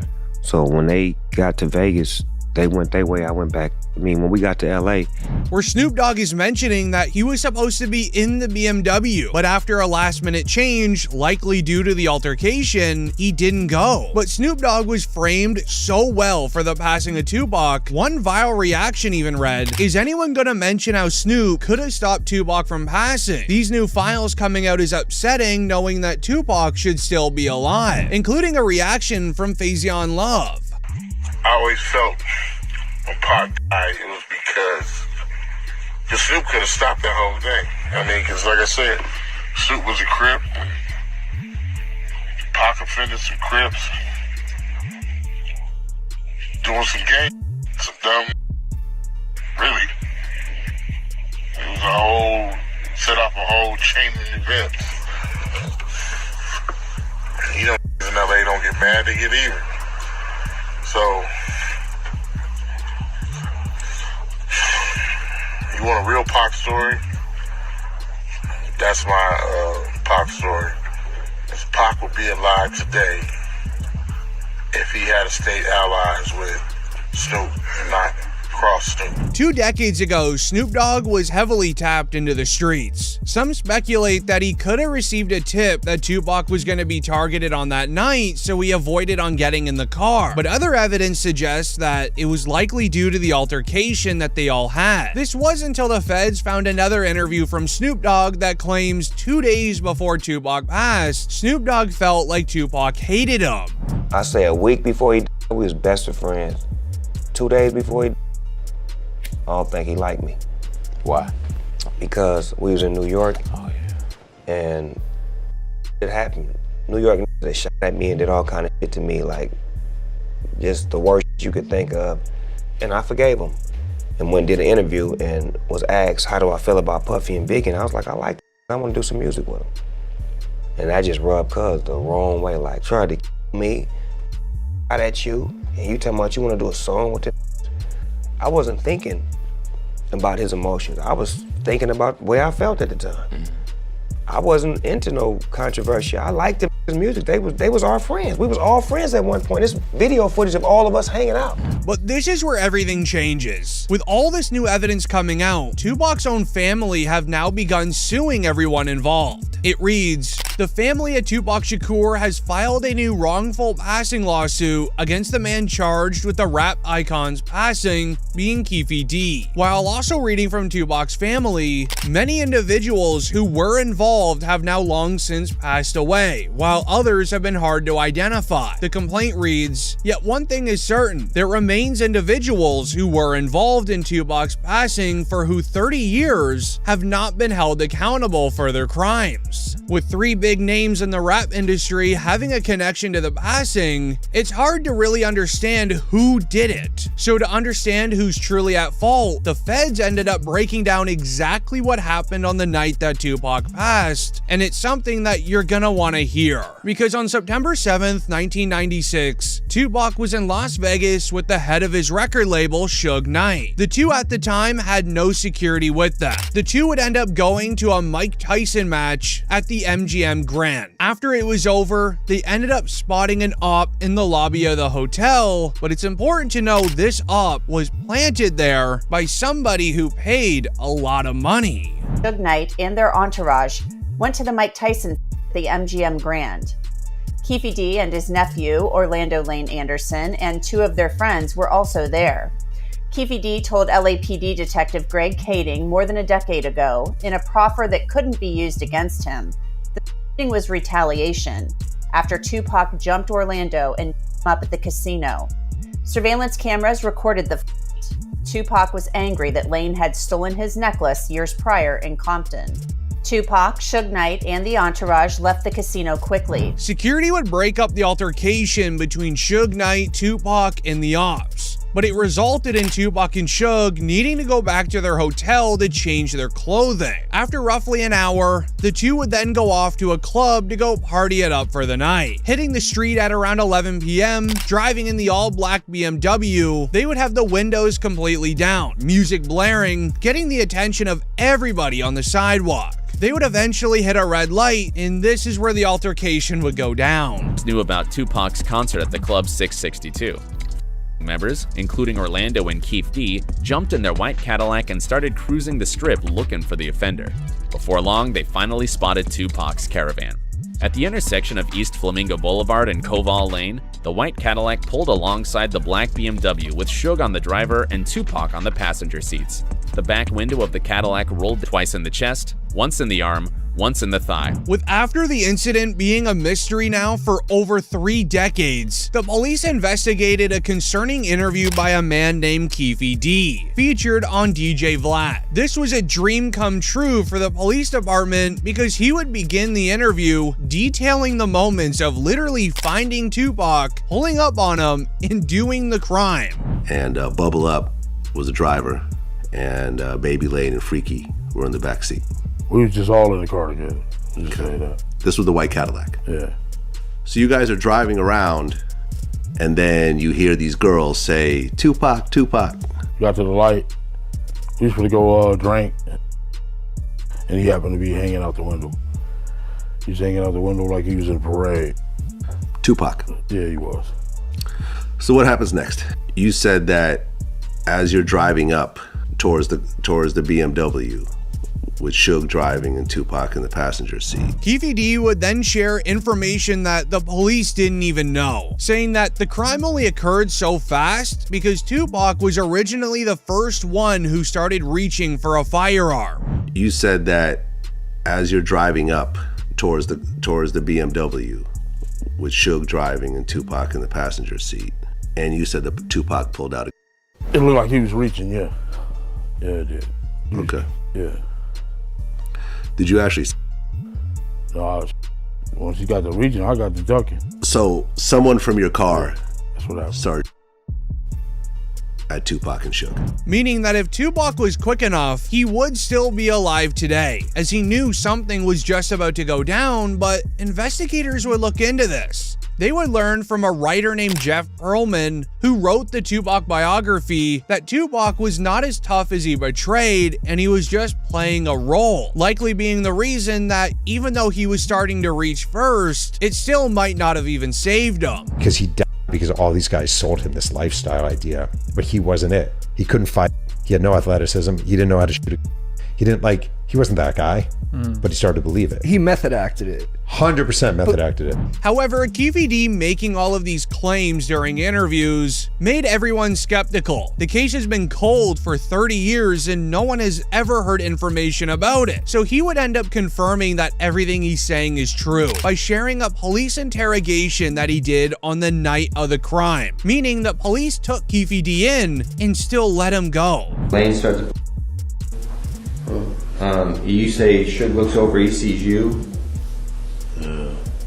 He looks right at you. Yeah, he looked at me. Okay. When he looks over at you, and then Tupac's busy getting. Evidently, the story is Tupac's trying to either get out of the back seat or something. Yeah. What do you see happening inside of their Jumping car? in. I seen him going Suge head. I thought he was. So Orlando across Dre. He leaned over on the window. We rolled down the window. But this raises the question of, were the officers in charge of Tupac's case corrupt? 30 years ago, police were very corrupt. They would do anything for $1, and if somebody hired Keith D $1 million to do the crime, who knows what they would have paid police officers to keep the case cold and not even bothering investigating it. You need to remember that this is Hollywood. There's secrets behind everything, because even Keith D's reaction to Tupac passing shows his true emotions, and if he could redo it, I don't think he would have done it again. Yeah, I hate that happened, dog. I really do, man. Cause it took a lot of people's lives, dude. I hate that happened. Probably to God. I feel that was wrong, man. It was just purely wrong. You know what I'm saying? I wish it had never happened. You know what I'm saying? That's my opinion on it. Would never happen, dude. However, there is one rapper that the feds have always wanted to secure behind bars for a long time, but they haven't been able to do it. He has definitely had his fair share of run-ins with the law, but it hasn't really amounted to anything. But now with NBA YoungBoy beefing with Future, the feds are hoping that he'll slip up and commit a crime in the streets. You niggas ain't no f***ing gangsters. That's why y'all can walk around the states like that. Say, Pluto ain't no f***ing gangster. Dude don't run around without no f***ing security, especially not more than me. Where you at? We can bump right now, like right now. On July 12, 2026, NBA YoungBoy finally confronted Future on IG Live, calling him a fake gangster and a man who hides behind security. This stems from the beef that started after the release of Future's new album, The Real Me, where on the album, Future talks tough about himself, but NBA YoungBoy would be quick to expose it today while on live. And that tell me a lot about you and people. Man, you niggas ain't no f***ing gangsters. That's why y'all can walk around the states like that. Say, Pluto ain't no f***ing gangster. Dude don't run around without no f***ing security, especially not more than me. My boy, I just watch y'all. I just watch the world glorify the most dumbest shit that ever went on I ever seen in my life. Man, they got a y'all can't even name. Y'all don't even know this boy for 5 songs. Y'all don't even know this man for 3 songs. Man. And y'all literally like go and find some that was done by this. Man, you'll never trick me out of my position, man. I never let you, nobody else. This resulted in Future's goon, Doughboy, going at NBA YoungBoy while on live, which proves NBA YoungBoy's point that Future hides behind security and his own gang members. Where you at? We can bump right now, like right now. We don't gotta argue or do none of this internet that you be on, dude. You need to come outside, gang. You not gonna even come outside nowhere in America, gang. You only feel safe out the country. Y'all don't see this walking around up here, do you? No, you don't. That nigga only pop out where he feels safe. Okay, if he ain't got the police with him, he ain't going. All this nigga do is sit in the house and yell at his phone all day. It's weird, gang. What's wrong with you? Let's bump. Let's bump. You got the right one today. I ain't scared of you, dude. You might be scared of you. I ain't scared of you. I will smack the so I swear to God. But it would be this moment where everything would change. NBA affiliate NBA Herm would then go off on Doughboy, calling him out for also being a fake gangster, exposing that Doughboy was a football player who turned into a wannabe gangster after failing to go pro at the sport, leaking personal details about him and his life. How your name Doughboy, but you ain't got no Doughboy? Man, you ain't no motherfucking gangster. You was a good football player there. They turned gangster when he started rapping. He was a I'm a real gangster, fire real like knockout. I would beat the f out you. Then I bought some old jewelry. Boy, you better call fucking Shine's jewelry. You better call Iceman and ask him how much her and cash out on his own. Some of this grown man money. Man, y'all little boy, then I will beat the f out you. You don't want to see me in neck. I bought some of his side and my side. Man, this ain't got nothing to do with your side. This ain't got nothing to do with my side. I'm talking about me and you. I got more money than you. I got more jewelry than you, and I'll beat the f out you. Dang, you trying to bounce on your side? You ain't from Atlanta? You ain't from out there? Go home. Go home, Roger. With tensions rising between both groups, an Instagram Live would then be held where things turned ugly. But to understand it, it's important to know the details of the beginning. As the news wrote, NBA YoungBoy goes off on Future on his Instagram story and says Future flopped and that Future was one of the rappers who counted him out. Mentions Future wanted to buy his antique closet and told Offset he's done responding to everyone. Just let me get on this. No. Take 10 minutes before you decide. Take 10 minutes before I decide. 1, 2, 3. That's seconds. Oh, I'm stupid as you flop with your. I ain't letting you slide. And they better not get it up. You old lady. You won in my antique closet, nigga. Fuck you. You thought you was gonna count me out too. Where on this night, NBA YoungBoy was going at everyone he saw, dissing Future, NLE Choppa, Blueface, and many more. He'd eventually have enough and told Offset that he's done responding to all these rappers. Nah, I quit, Offset. On my daughter, I ain't gonna respond to none of them no more. Tell them me. This got reactions from DJ Academics, who would reveal why this even happened, exposing that NBA YoungBoy has been on bad timing lately, and that the entire music industry needs to be ready for what NBA YoungBoy's about to do. We're getting into that Future album later on today, and we're gonna uncover this Future and YB beef. YB called me yesterday. Was it yesterday? I'll give the fans this. I'll explain a little bit more when I get on the bigger stream, but YB did call me. When was it, yesterday or the day before? I'll tell you this. That boy was on bad timing. And if his attitude is gonna match the music, pray for the industry. Okay? We'll leave it at that. Where the exact reason NBA YoungBoy started dissing Future would be revealed, but more on that later. Because it's important to know Reggie's reaction, who couldn't believe what just happened. Nah. I ain't gonna lie, bro. But he dissed Offset too? Nah, he said he quit. He said that he going diss it. Nah, I don't like when YoungBoy get mad. I don't think nobody do. Yeah. With NBA YoungBoy in a very bad mood, Reggie and his friend were not a fan of it. But this resulted in NLE Choppa trying to take a chance at dissing YoungBoy, but it resulted in literally nothing, because DJ Academics would even say, if NLE Choppa wants to be taken serious by dissing YoungBoy, he needs to make an anthem. Yo, NLE Choppa, bro. No more breakdancing, no more belly rolling and like that, gyrating. If you making a diss song at Kentrell Deshaun Golden, you gotta make some anthem with like some military tanks. That's how he's coming. Tell you.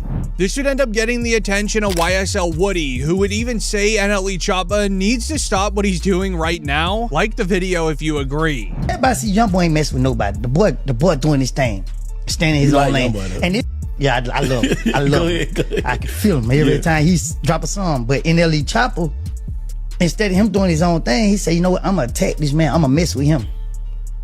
That's how poor in the street think. Instead of just letting me continue to move my life, cause I ain't messing with nobody. I ain't out here trying to portray a street image or nothing like that. I'm just.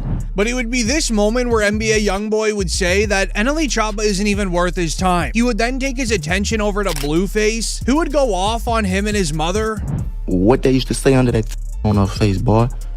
They used to say, Kentrell, hey, your son a dumb. Stop playing on me. About nothing ain't talking about to catch me, nigga. All y'all. And the other you better not flop tonight, man. Baby, nigga, know how this shit go down play with me, man. Oh, yeah. Your mama and your... Yeah, your son and dumb.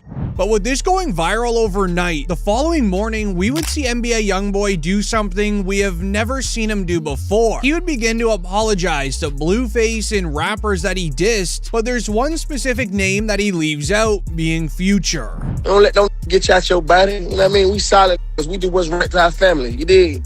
At the end of the day. No, on some G. I gotta stop that getting emotional. Cause I really let some other hurt me. And that's what really got me back on this going up, tripping. I have been doing great. You're right though. And I thank you for that. I apologize to you and I apologize to them too. Yes, sir. It's all good. It's all good. You're right. It's all good. We living. God is good. I flashed out. I'm tripping. I flashed out. We ain't doing that no more. We getting to it. We happy around this month. This resulted in a reaction from Blueface himself, who, while on live stream, would accept NBA YoungBoy's apology, while even calling him a good guy. But he also asked the question of, why didn't NBA YoungBoy apologize to Future? Shout out to YB for that apology, though. He's a good guy. We knew that already, though. That wasn't a fun fact. Did you guys see Carlissa, though?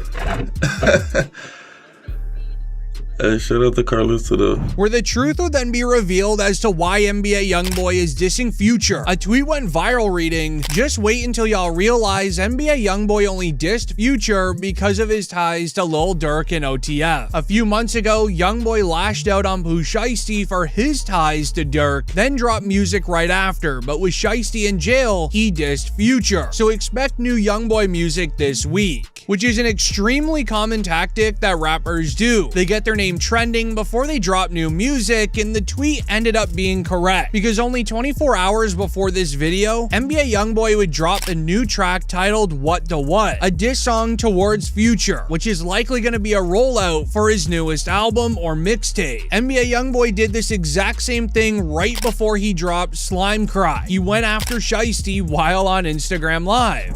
I'm on these type shit like, who gives a that's what you been right now. Well, all this, what you like, we really live this we talk about, you hear me?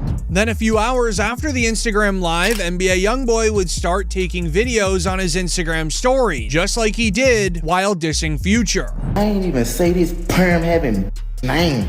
You just wanna bring it top up. Say, bro, man, you be relevant, and I said what I said, bro. You need a like me to keep you going. Your views go up now, clown. I'm willing to help y'all about it, man. But I hate NBA so much, man. Go get them some views, man. Help this some views, man. NBA YoungBoy has been going at anyone who is still supporting Lil Durk and has ties to him. What fueled NBA YoungBoy to go after Shiesty is because Shiesty was seen dissing a streamer named Rakai, who said openly that he's Team YoungBoy right in front of Shiesty. Don't apologize to me. Man, Rakai, hey, look, man, you gotta, man, just rep anything, man. Just say you something, and then you good. I'm 4K Dre. Who? Rakai, what the man? You said what? You could hang up on him, cuz he ain't no. I'm finna you right back. Fast forward to today. On Future's newest album, he has lyrics relating to wanting to free Lil Durk, supporting Durk and his ties to OTF. In case you haven't noticed, NBA YoungBoy is going after any rapper who still makes ties towards Durk. It's all a part of his plan to own the industry, as we even saw Lil Zay calling out fake rappers who sided with YoungBoy because Durk's in jail. But comment down below who you're rocking with, YoungBoy or Durk. Nah, for real though, I don't see why this was surprising or new to y'all. Everybody jumping ship because this how the industry is. Nobody in the industry is gonna stick around you when you at your lowest. If they can't get clout, notoriety, money, fame, features, videos, something that they could benefit from off you, they're gonna jump ship. I don't see why it's surprising that everybody is on YB in the industry. That's how it go. They only gonna you when it's beneficial to them. None of these ain't grow up with Dirt. None of these ain't friends or real homies with Dirt for real, for real. You know what I'm saying? Or they would never change, or they would never jump ship. Cause where we from, if you with me, my ops is your ops, your ops is mine. Some people don't look at it like that. Some people look at it like I with both parties, I ain't got nothing to do with it. And look, you not wrong for that. You know what I'm saying? Like I said, shout out to the that still there, stayed down for Dirk, his real family and friends, you feel? This then leads into a name that no one was expecting, being Lil Baby. The Atlanta courts have been secretly piling evidence against the rapper, getting ready for a 4PF RICO, similar to a YSL RICO that his best friend Young Thug had, all because on July 17th, 2026, rapper Lil Baby announced a surprise album release, hoping to revive his music career, but it didn't go as planned. It's album time. Exactly. We can tweak it a little bit. You steady. But wait, so do you? so we're seeing on Sunday. A viral reaction would read, anyone else feel like we're about to get a rushed Lil Baby album cementing his downfall because he's about to be picked up for some cases? As DJ Academics would agree, saying that Lil Baby's days of selling 200K first week are completely over. Everything Lil Baby does now is recycled and feels rushed. I'll tell you this, Lil Baby. I don't think you're touching 100K. That's over for you. It's over for you, okay? It's over for you. I think Gunna got a better chance. Nobody wants to hear you talk tough, Lil Baby. Your best friend is Thug. Y'all probably at the precinct together.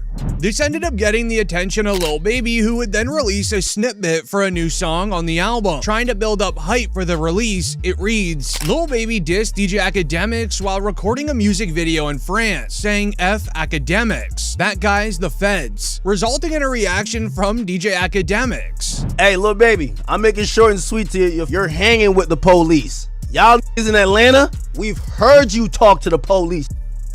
You can't say I'm the feds when we heard your man talking to the feds. I'm gonna cook you later. But let me just say that now. Let baby, you stupid. Imagine calling me the feds when you riding passenger princess with the feds. I got y'all niggas on tape talking to the cops. You want to do a marathon? Y'all from Atlanta. All y'all been doing is talking to the cops. That's the Atlanta special, you can't call nobody the cops. If I'm the cops, Young Thug the lieutenant. Which is hilarious considering Lil Baby's right-hand man is Young Thug, who also sat down with police and talked during a police interrogation. It was so bad, even a YSL member called out his leader. He brainwashed people. He still got on the talking about, and y'all heard with y'all own ears. Bro, if you sit down with 12 and bust out and say these words, if y'all talking about like Gunner Radis from saying yes ma'am, you mean to tell me this not making a rat by saying shit? They said Roscoe the bus up. And then a nigga like Roscoe did 10 years behind this shit. And you just got on the internet to my didn't rat on you? Boy, yo, so brainwashed is sickening. With the back and forth going viral online, it resulted in Atlanta rappers calling DJ Academics and saying they're on his side in the beef, going against Lil Baby, turning the situation extremely ugly. Every rapper called me yesterday. Every Atlanta rapper. Hey, yo, Act, yo. It's just you and Baby. Don't go against the whole city. We love you now. They told me to chill out with the Atlanta stuff, but they said no. You're saying the truth.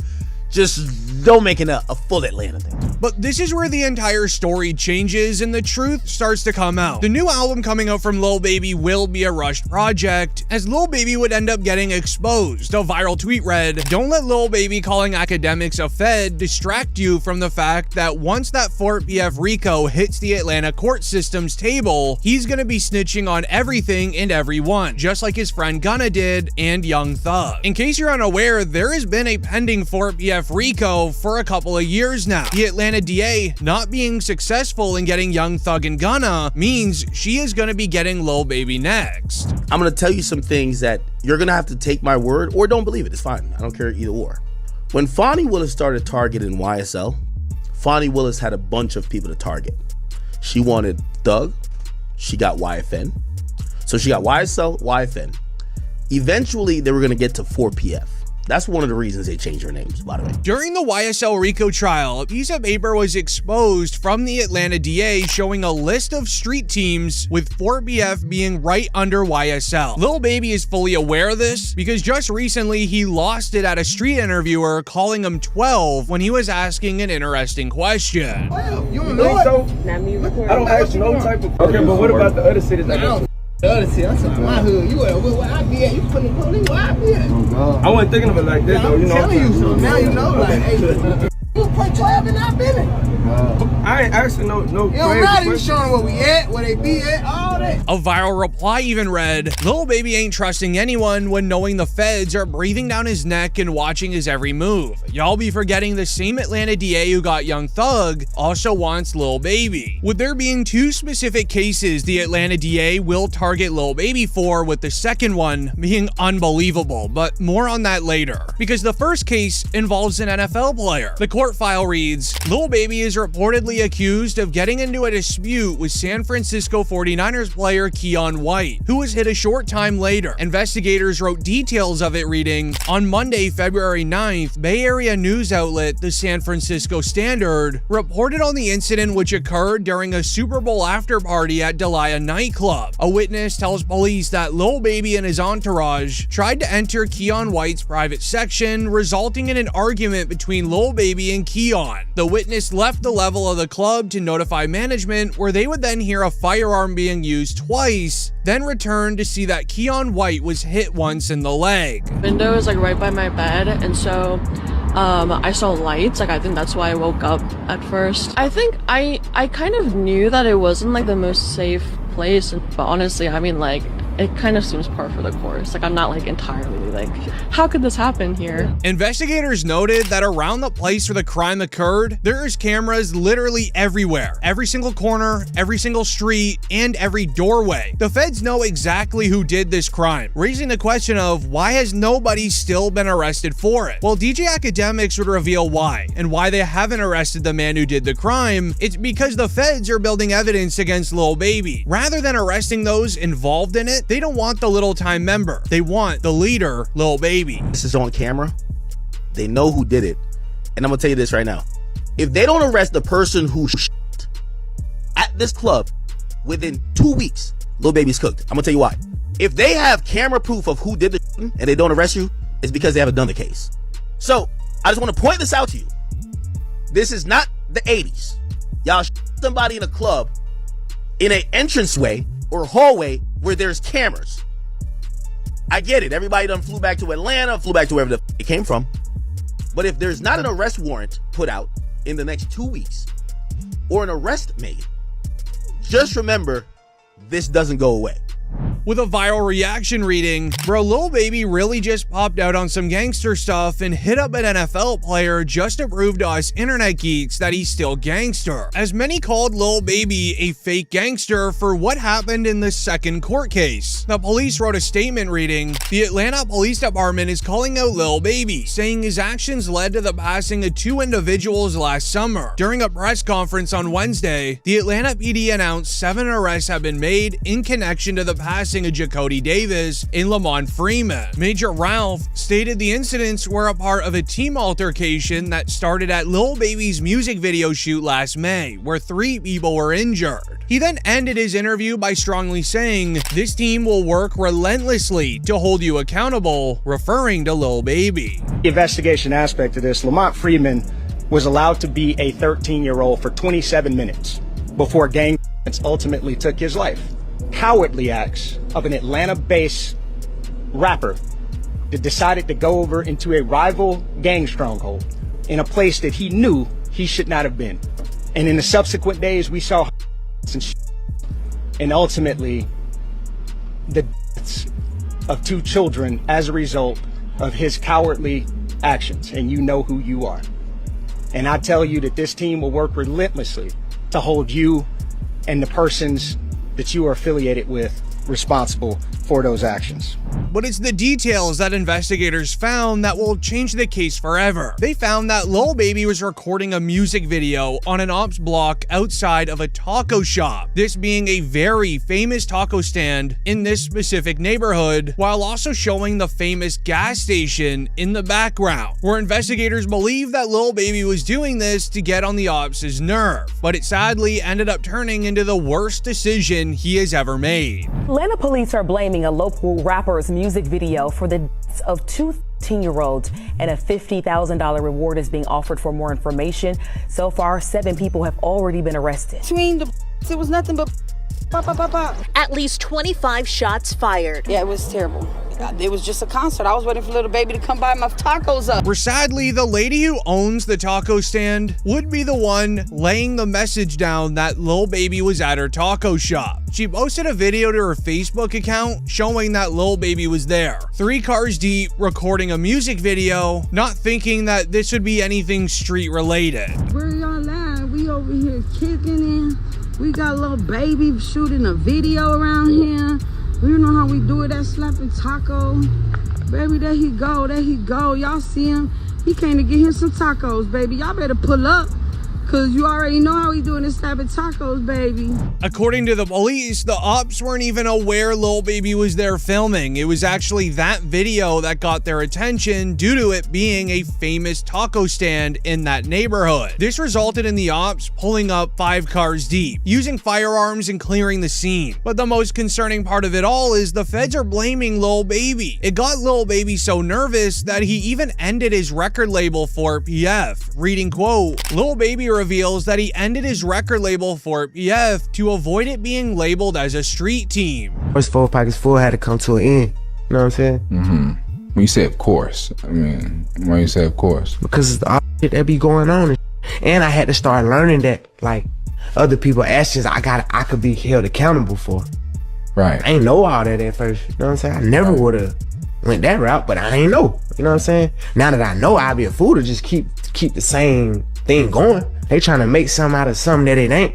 Right. Like, if I got any kind of control of, hey, we're gonna switch that whole thing up. It ain't even just about the police, it's just period. Which is then when something very odd occurred. 24 hours later, Lil Baby would then get pulled over while driving home for an illegal window tint, where the officer's body cam revealed it all, with many fans believing this was a sign for what was about to come, similar to what happened to Young Thug in the YSL Rico trial. Huh?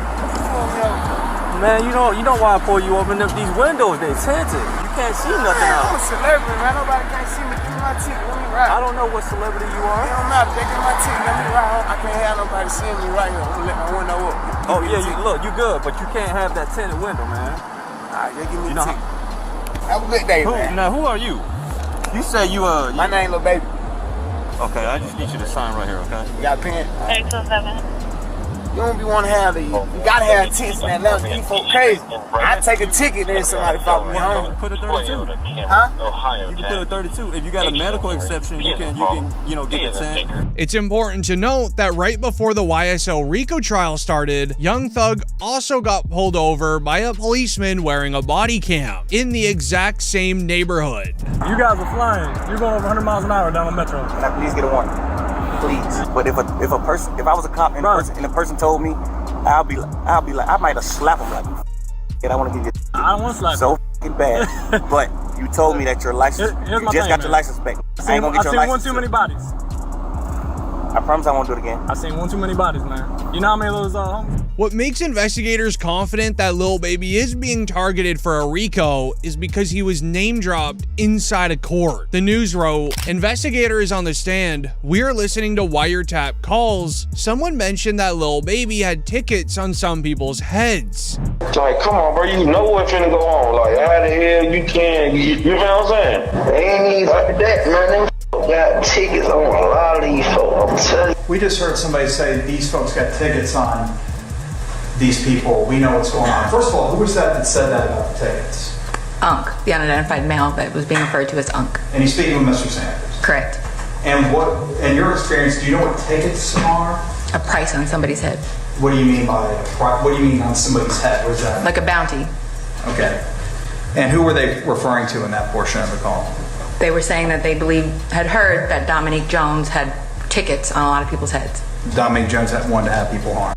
Correct. Meaning Lil Baby placed money to have people dealt with, similar to Lil Durk's M for Hire. Allegedly, Lil Baby was targeting those rivals who came after him at the taco shop incident, where DJ Academics would end up revealing there's a specific officer in the Atlanta court system that is targeting Lil Baby in Fort PF. He's an Atlanta journalist, certified. He's really good.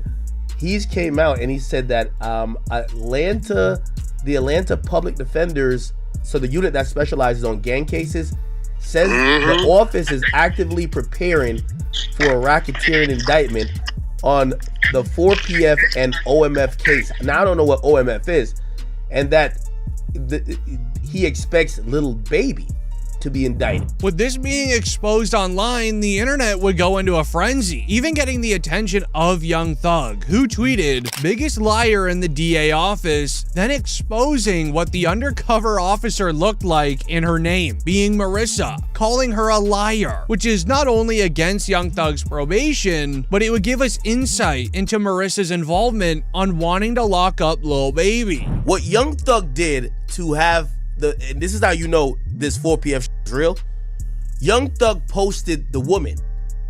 This is Marissa Vivierdo. He posted her, okay? And then he also reposted, all my homies hate Vivierdo. Now, this is someone who is a officer of the law. When you do that and you're under probation, the government is gonna be like, oh, you sending a smoke signal that people should hurt this woman? That's why they're doing a motion to revoke his shit.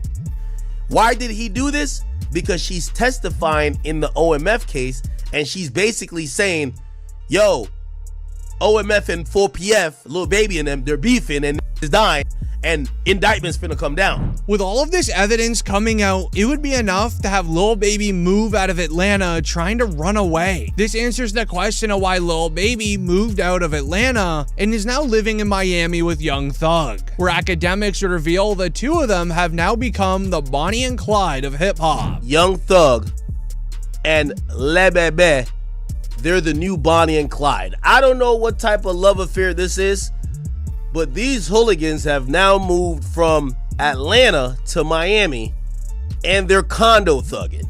I'm being honest. They're running around with a bunch of rent-a-goons. Lil Baby, I was on the phone with you. I said 4PF is like I said, is like I said Beetlejuice. Like you were about to jump out of your skin. You clearly never wanted to catch a Rico in Atlanta, in Fulton County, and nobody's saying you should. However, there's a lot of other rappers who have committed serious crimes that have been wanted by the feds, like King Von, Lil Jeff, Q50, K-Flock, and even Julio Fulio. With some of them sadly being gone, it's still important to list their names. A lot of them took pride in the crimes that they committed, being a gangster rapper. But comment down below who your favorite rapper is. I'm gonna be reading them all.